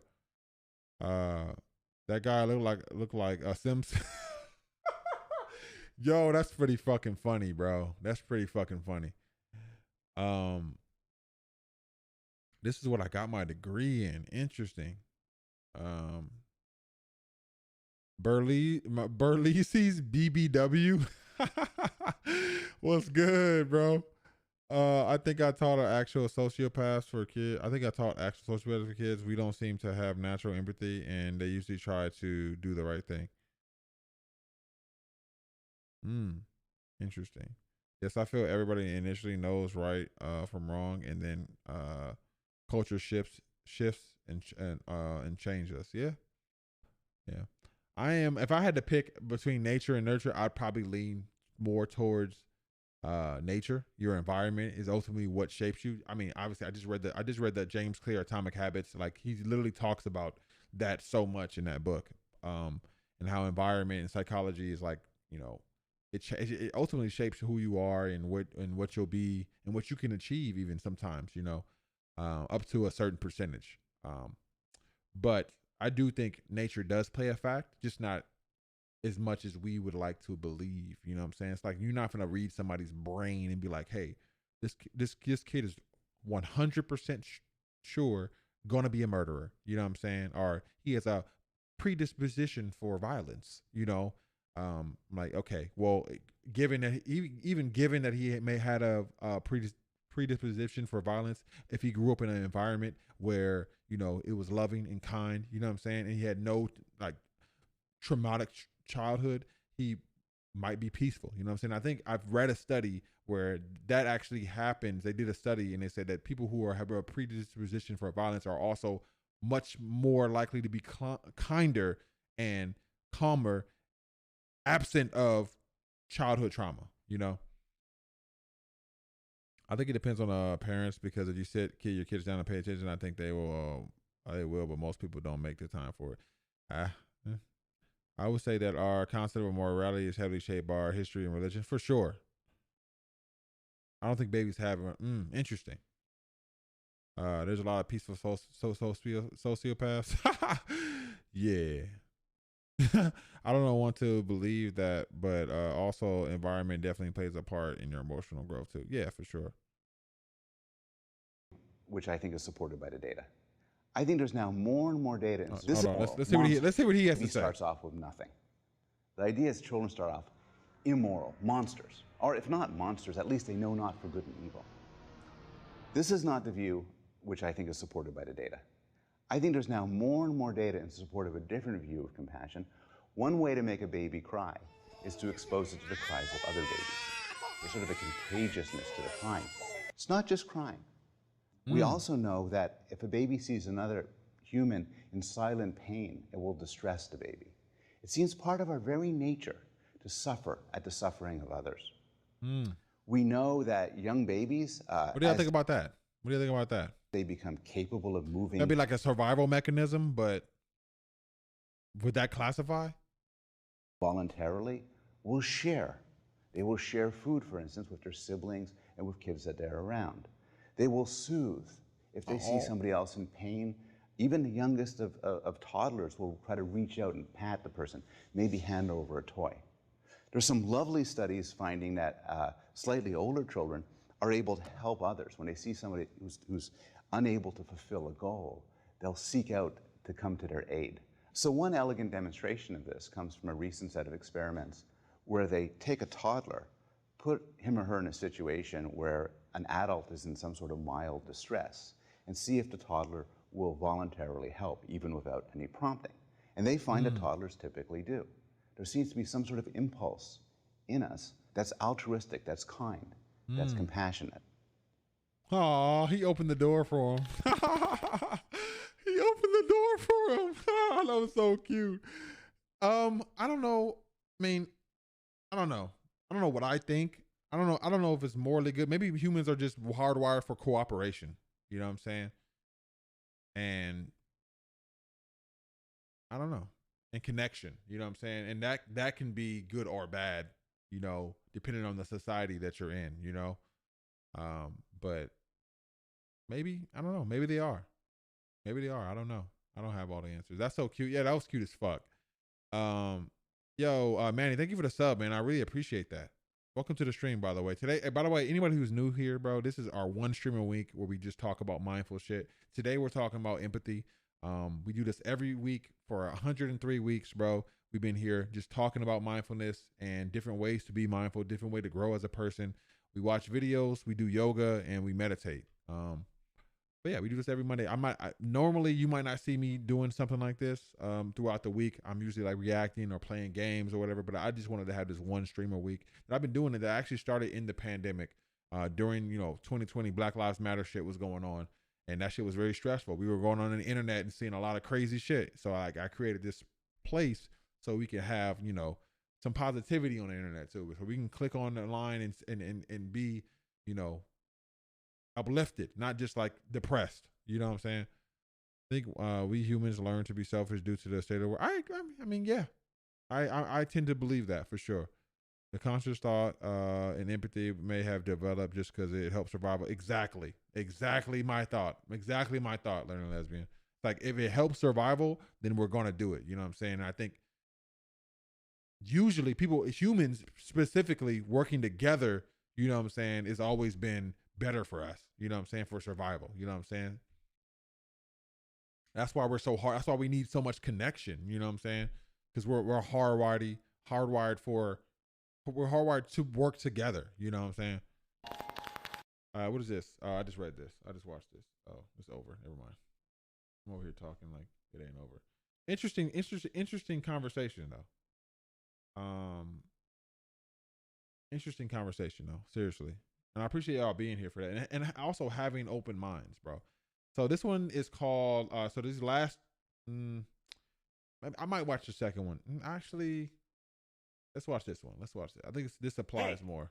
Okay, this is called The Science of Empathy. So it's called the empathy gap. So basically it's an experiment, you know, about empathy. And I'll let him explain the rest. He's kind of cheesy, kind of corny, but bear with me. You. Yeah, facts, Trey. Are not fair. Seriously though, do you really think you're a fair person? Totally unbiased, that you give everyone an equal shot regardless of who they are? Well, I'm sure many of you think so and mean it. So it is my pleasure to bum you out. But you're not.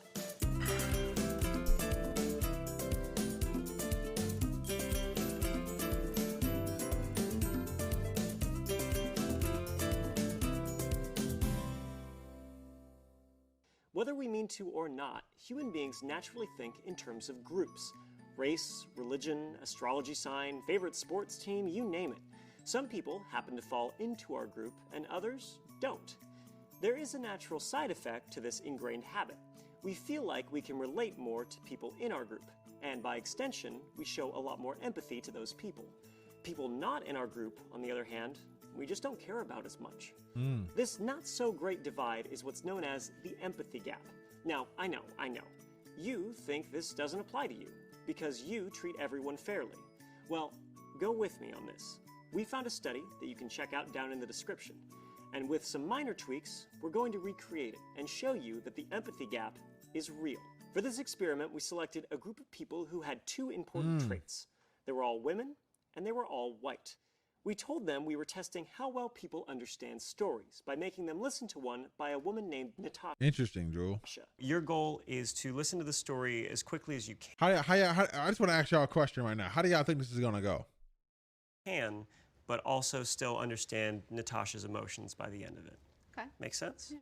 Natasha's story was a long and heartbreaking account of her experience when a relative was diagnosed with cancer. It's pretty long and detailed, so when it's playing, feel free to fast forward as much as you like. Here's the kicker though.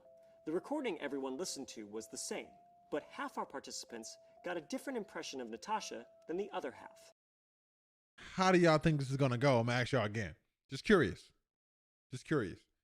How do y'all, they got the same story, but different people. How do y'all think it's going to go? This seems like a study that they are going to tell stories from different races. Yeah, you were correct. If they listen for longer, it means they're trying harder to understand how she felt.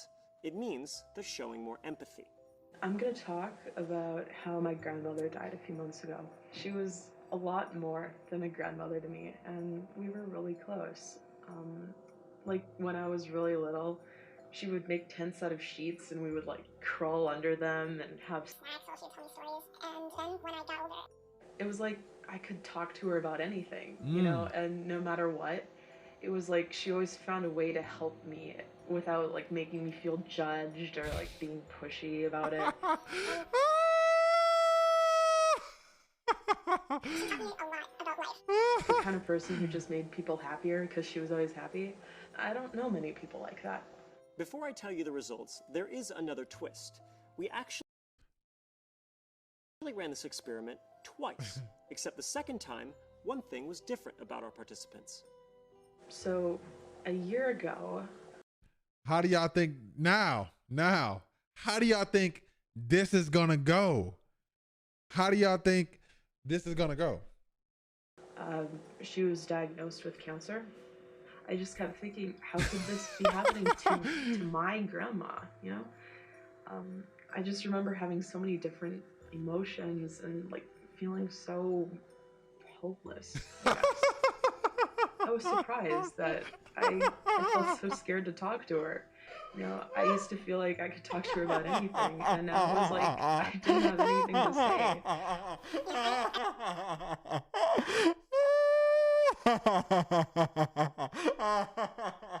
Oh, shit.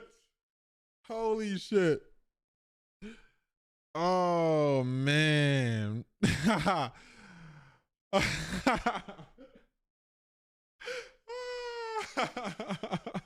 Holy shit.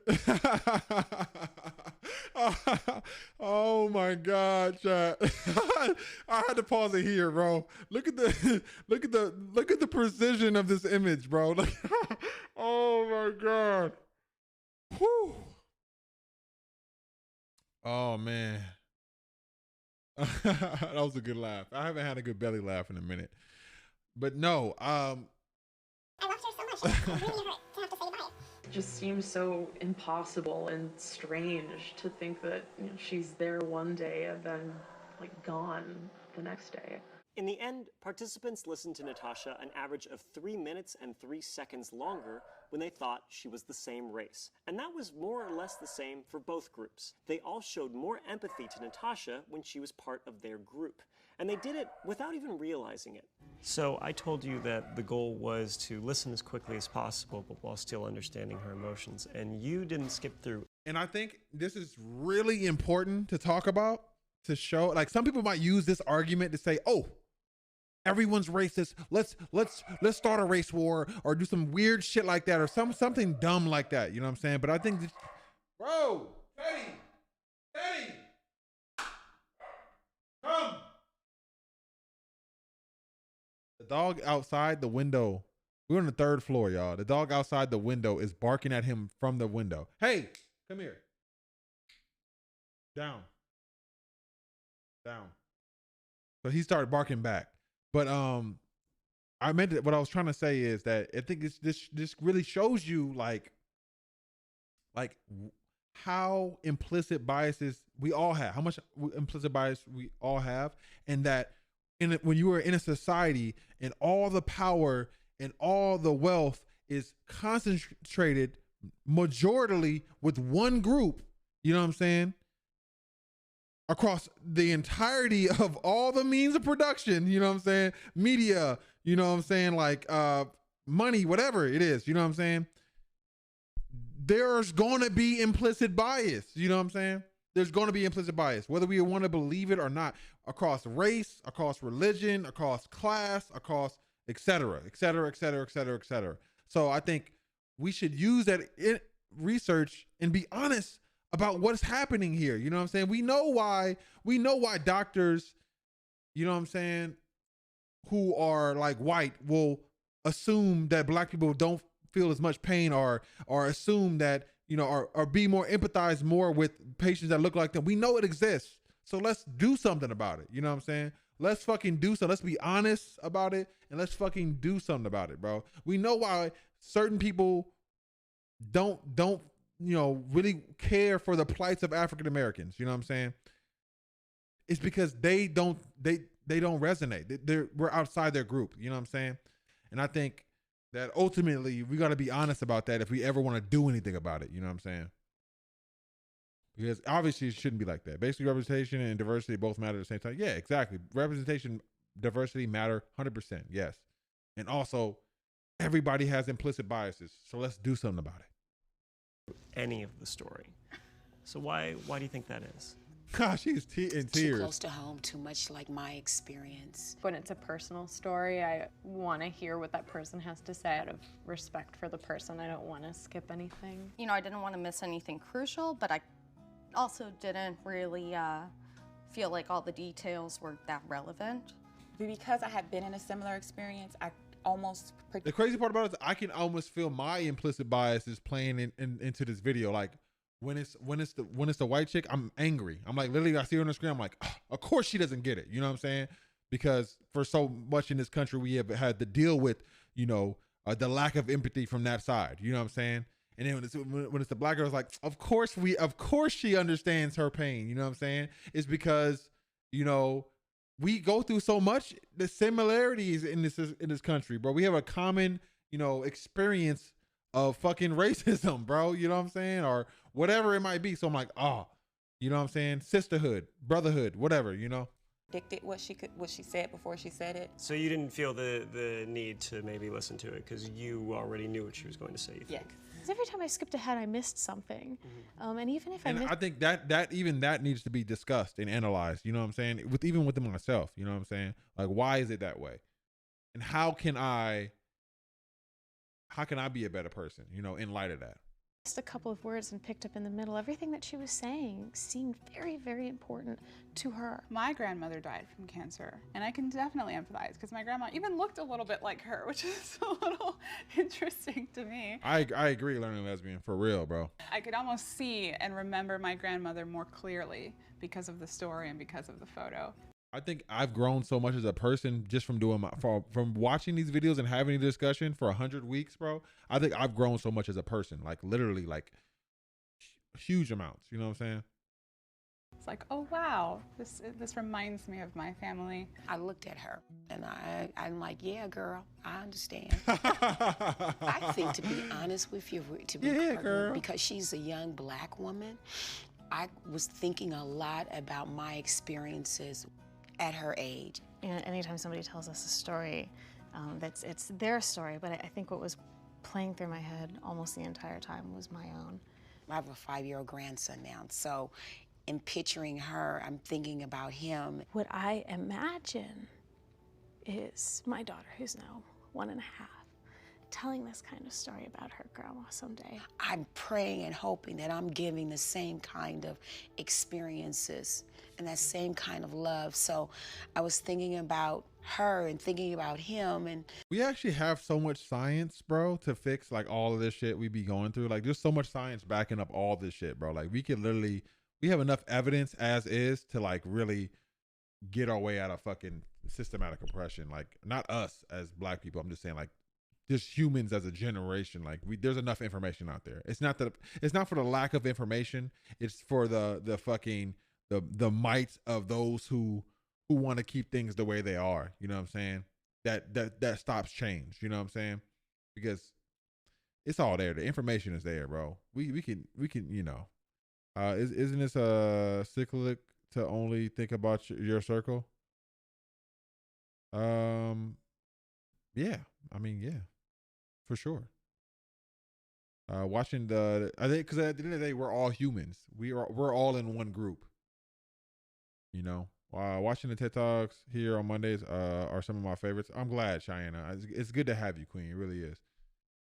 But yeah. Especially the part where she says she feels so lucky to have gotten to know her grandma, that not all kids get that opportunity. It hits home. Okay. All right. I think we get the point of this video. You want to break it down for us, Chief, or not? Clear. We're not so great at judging ourselves sometimes. No, we're not. Now, I want to be clear. We're not saying they're bad people. It's just the empathy gap in action. The empathy gap doesn't only occur between people of different races, though. We just use that for today's example. People create this gap when they start excluding people from their group for any number of reasons, like gender, or politics, or religion. So the next time you're not seeing eye to eye with someone, try looking past who they are and hear what it is they have to say. You might be more alike than you think. Shout out to Goofy changing all our Mondays from something to dread to something to look forward to. But also pushes us forward too. Love that. Thank you. That's exactly what I wanted too. I hated Mondays, bro. I wanted to change something Monday into something fucking cool, bro. Fucking like, oh, you know, you just think, oh, gotta go back to work. Gotta start the work week again. Here we go. You know what I'm saying? But yeah, bro.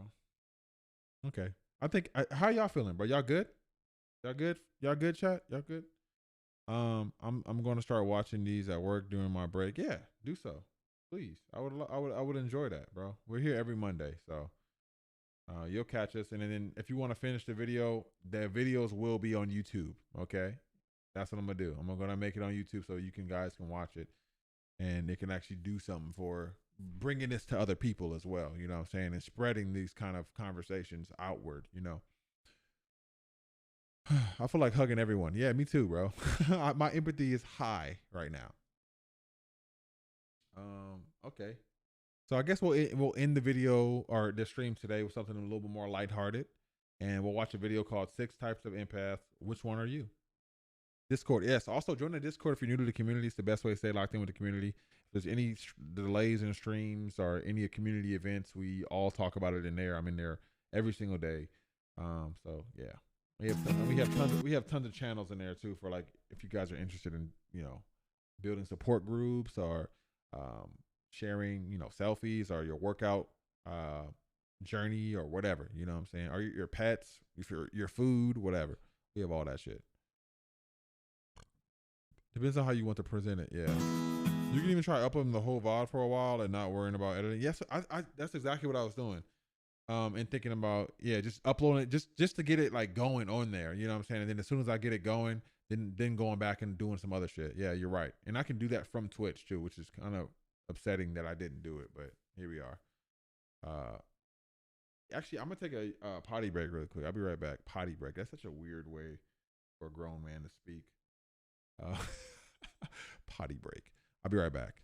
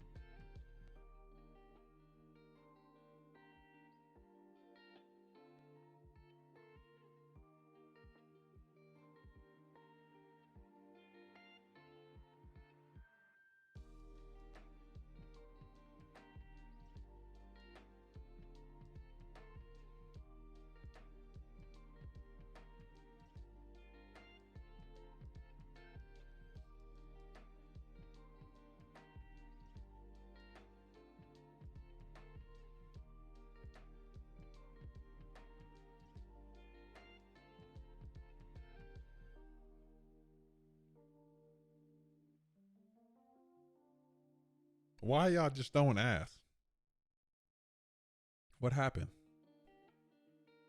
What happened? I am confusion. Y'all just here throwing ass for what reason? Just for fun? You're like, who can throw it the hardest? Let's go. Let's go. Nothing, just cuz. Honestly, don't know, Goof. Okay, for sure. All right.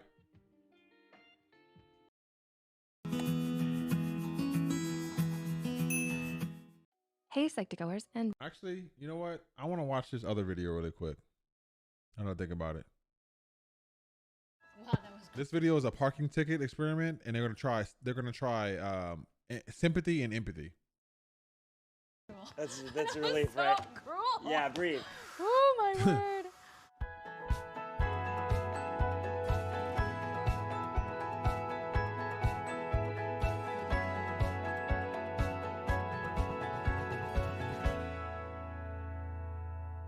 Have you ever gotten a parking ticket? I bet it just ruined your whole friggin' day. Well, we're going to ruin today. Great acting, by the way. 10 out of 10 performance from him. For 8 people, for science. and for my own sick pleasure, but primarily for science. And don't worry, we're totally going to cheer them up after. But how we do it is what today's experiment is really all about. We're going to try to cheer them up in two different ways, either by using sympathy or empathy. According to University of Houston researcher Dr. Brené Brown, these two responses have the potential We love her. to yield very different outcomes. So we thought we'd put her claim to the test. We invited participants in and told them we'd be running them through an experiment, but that it wasn't quite ready to go yet. In the meantime, we had them fill out our classic happiness test from season 1. I keep a stack of these babies in a drawer at home. Don't say that's weird, all fake happiness scientists have that drawer. Moving on. As soon as they were done with the test, we pretended to cut and told them we had to set up the experiment. Alrighty, and let's cut. Guys, it's a cut. While we shuffled things around, one of the crew came in and told our participant they had gotten a parking ticket. This is a setup. Hey guys, is anyone parked out on the street with a white Infinity? Me. You didn't park like at the meters, did you? Yeah. Do any of you guys have a black Toyota? Oh, please don't tell me it's a Toyota Yaris. Oh my gosh, seriously? Yeah. What happened? Her life is over, bro. Do you see that shit? Her life is over. Oh my gosh. Seriously? No. This is just on there. Oh, why did I get that? Did I just get a parking ticket? Shoot. That's weird. I just put money in the meter. I paid it for 2 hours at quarter of. I paid for the parking meter. Did you? And it said approved. Because the sign said like 2 hours at like 10 p.m. So I was like, oh, I should be okay. Son of a gun. Fucking sucks. Oh, Did you get a parking ticket? Yeah. I thought that street was safe though, because today's Monday, right? It is Monday. So it said no, there's street sweeping on Tuesday, and then it said 2 hours between 10 p.m. and 6 p.m. You sure it wasn't 10 a.m. and 6 p.m.? I should probably take a picture of it and try to. It's like, dang. I don't know how I got a ticket. I'm not in the red. Now I tried to cheer them up. To one batch of volunteers, I would show some sympathy by acknowledging their frustration, but trying to get them to look on the bright side. Did you get a parking ticket? Yeah. Wow, that sucks. I'm not exactly sure why. Good thing they caught it. Maybe it would have gotten towed if it had been there longer or something like that. That's true. Yeah. Sam, that looks good. Gotta look on the bright side. Could have been worse, I guess. Oh, what a horrible way to do that. Oh man. You know? And it's not like you're gonna get towed or anything. Do they do that around here? They're vicious. Yeah, at least you didn't get towed or something like that. Okay. Maybe you can find it. He ain't here for it. He ain't here for it. I hope so, because I'm kind of like, that's a little. Yeah. For the other batch, I would show empathy by sharing their frustration and embracing it. Did you get a parking ticket? Yes, but I just paid for 2 hours. Ouch! They're the worst. They just blow your whole day. Yeah. I'm stunned. It was $63. Oh no. The tickets are so expensive. Maybe they made a mistake or something. That sucks though. I don't know, the credit card didn't go through or Maybe, something. yeah, because like you just walk away, right, after you do it. It said approved before we walked away. Oh, shoot. I swear, like my car was one time 13 inches from the curb and they were like, too much. That's ridiculous. Yeah. I've gotten parking tickets Do you feel the difference though? Do you feel the difference? from the city and like that were not fair. I don't know, like everybody says that, but I swear. After knocking back one full dose of either sympathy or empathy, we had our participants take a reworded happiness test to see how they were impacted. Do you need me to take that quiz again? The answers are going to change. Actually, that's a really good idea, just for the sake of us, for our data. Do you want to take this when we're rolling or now? Keep in mind, I didn't actually do anything to make their ticket go away. Both groups still took that second test thinking they got a ticket today. Wow. Ready to start the experiment? Yeah. Cool. Wow, this is really clever, bro. Actually already done the experiment. You did not get a parking ticket today. Oh! That's amazing! All right, so breathe. That's awesome. Yeah, you feel a little better? Yeah. That makes me really happy. It's so real. I was like, I thought it was a ticket. And I was like, wait a second, like. I know I checked the signs. What did I do wrong? The group I sympathized with saw their happiness go down by an average of 6.71%. Not shocking, really. What was surprising was how the people I empathized with felt afterwards. We expected their self-reported happiness level to decrease, but not as much as the other group. In reality, their happiness went up by an average of 6.92%. Turns out, misery really does love company. I felt like we're on the same team, like the same side. Like, oh, you know, this guy knows exactly what I'm talking about. Feeling like I'm not the only person that gets a ton of parking tickets made me feel better, and I was like, okay, you're good. Like, this will, you know, blow over. If someone like really sits down and is like, oh my gosh, we'll figure this out, I'm on your team, then you feel like they're kind of going above and beyond being a decent human being. That sucks that you had to go through that. You know, that's like the typical, like your average response. Like people who really care, they're like, yeah, I've been there. You know, they'll take the time to relate with your situation to help you feel better, to get you out of it. That's pretty cool. That's pretty remarkable, I think, bro. I always do this and thought it was making it about myself, but by empathizing. To a certain extent, I think you can go crazy with always making everything about you, but it's like, I think we have a fear for that than much more than is actually real. You know what I'm saying? Like it doesn't, like you would have to be so drastically in your own ass for it to be like that. You know what I'm saying? So I think you're fine, fam. I'm not saying trying to maintain a positive outlook isn't a good idea. But right when someone's feeling the pain, the best thing you can do to cheer them up is to understand them and make them feel a bit less alone. We just need someone to talk to, and like we just need someone that is genuinely listening to our problems. And sometimes all you need to do is like let it out. Because you forget how that can make you feel and how instantly that can make you feel better. People will definitely feel a lot better when they know that you've been where they've been. Even if you haven't been there and you haven't gone through what they've gone through, at least try to relate in some type of way. So next time someone try to relate in some type of way, man. Yeah. But being empathetic has more of a, so we lean towards being sympathetic instead of empathetic, but being empathetic has more of an impact. I think so. I think people aren't really taught how to be empathetic, really, or taught that it's more a meaningful connection. someone's You know what I'm hurting, saying? maybe don't tell them to look on the bright side. Instead, try to look at their bummer situation from their point of view, on their level. And how does showing empathy affect the empathizer? Well, we'll find out next time on The Science of Empathy. So pancake. Beautiful. Beautiful. Beautiful, beautiful, beautiful, beautiful, beautiful, beautiful. Hey, wasn't it a W fucking string today, bro? That shit came together so seamlessly. Like, it was a little rocky in the beginning. You know, I could have paced those videos earlier a little better, I think. But I think ultimately it was a good execution. And I think we had a really fucking good time, bro. And I think we had some really good conversations. And ultimately that's really what matters, bro. It's not the videos that plays, the conversations that come from it, you know? I want to thank everybody for hanging out, bro. We'll be back doing the same thing next Monday, bro. Every Monday. If you miss a Monday, I'm gonna have the Mindful Monday video thing in my bio or whatever. It's gonna be Mindful Monday YouTube channel. All that shit is gonna go there. And I want to thank y'all for being here, bro. For real, bro. This is dope, bro. My mom is always offering sympathy, not empathy, and it grinds my gears. Yeah, bro. And it's like, how do you ask someone who you've never talked to about this for empathy? You know what I'm saying? Hey, can you connect with me on this, please?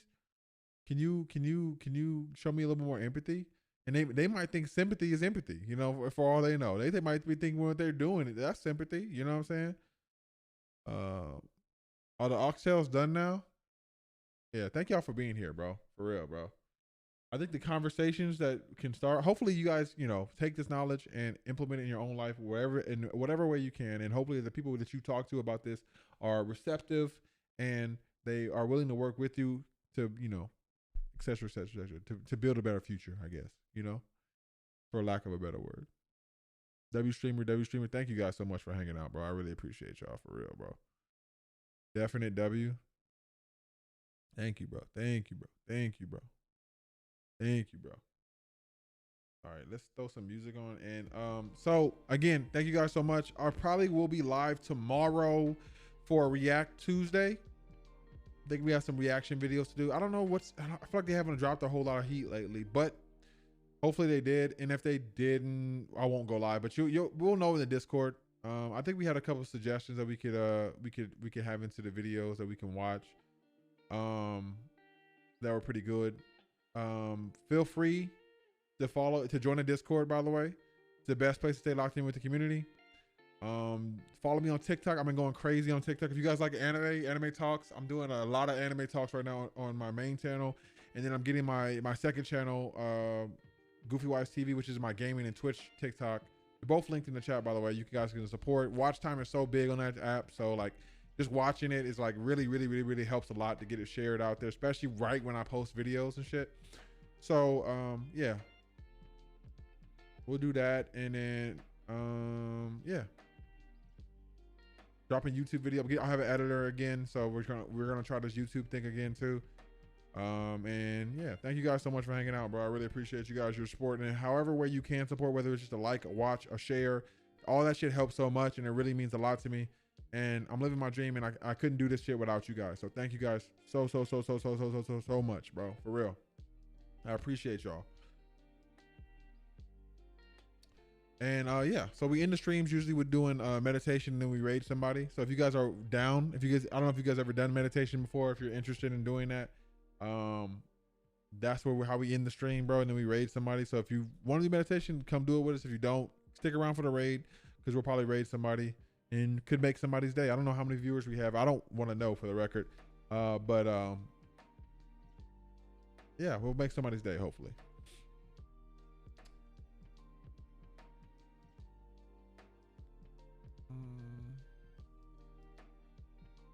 I'm meditating with you today. Dope, bro. Dope. I appreciate that. Well, let's get it, bro. All right, y'all. So if you've never done meditation before, just find a calm space on the floor or in a chair with your back straight. And just get ready to breathe, bro. Just get ready to fucking breathe, bro. Get ready to fucking breathe, bro.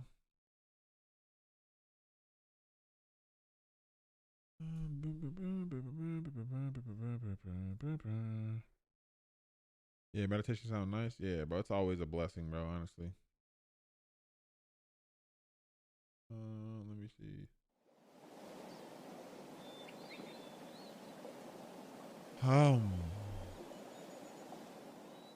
Welcome to the Daily Calm. Let's start today's session by finding a comfortable position with a tall, straight back. Love you guys. Allow your arms to rest gently. When you're ready, close your eyes. Bring full attention to this very moment. Settling in and allowing the mind and body to still.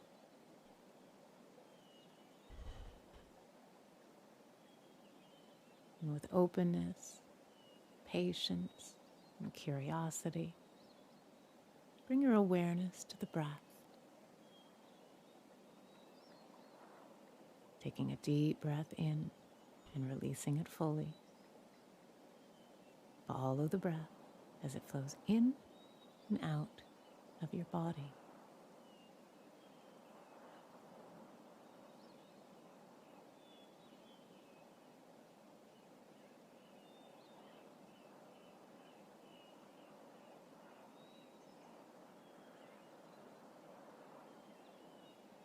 And taking one last deep breath before letting the breath settle.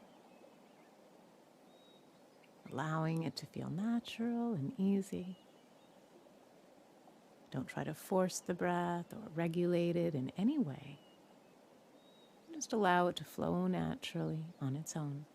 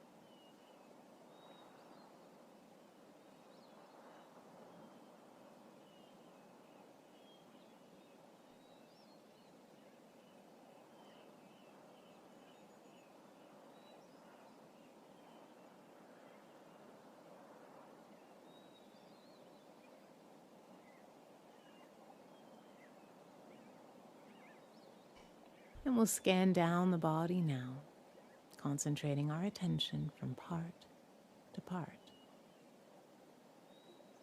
Start by bringing your attention to the top of your head and scalp, feeling whatever's happening in this area. You might feel tingling or heat, throbbing or soft vibrations. There may be strong sensation, or you might not feel much at all.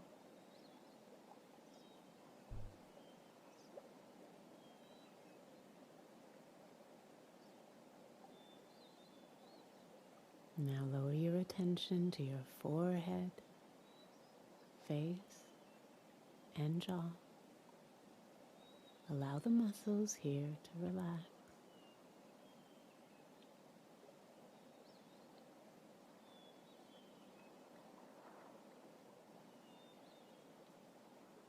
On your next out-breath, let that sensation dissolve. Lower your focus to the neck, letting the throat and sides and back of the neck soften.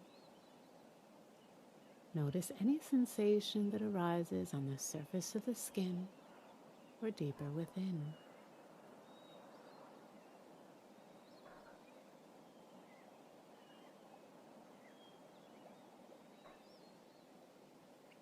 Now bring your attention to your shoulders, noticing if there's any tension or strain. Breathe into your shoulders, and if any parts feel tight, allow them to relax.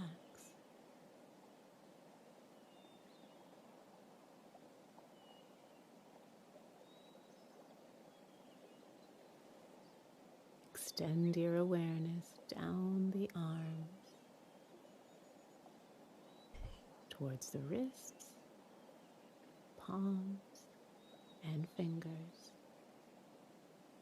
On the next out breath, allow them to soften.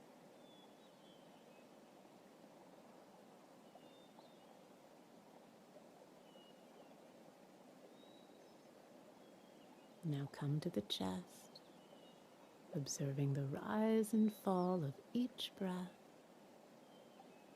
Notice how the lungs expand and contract.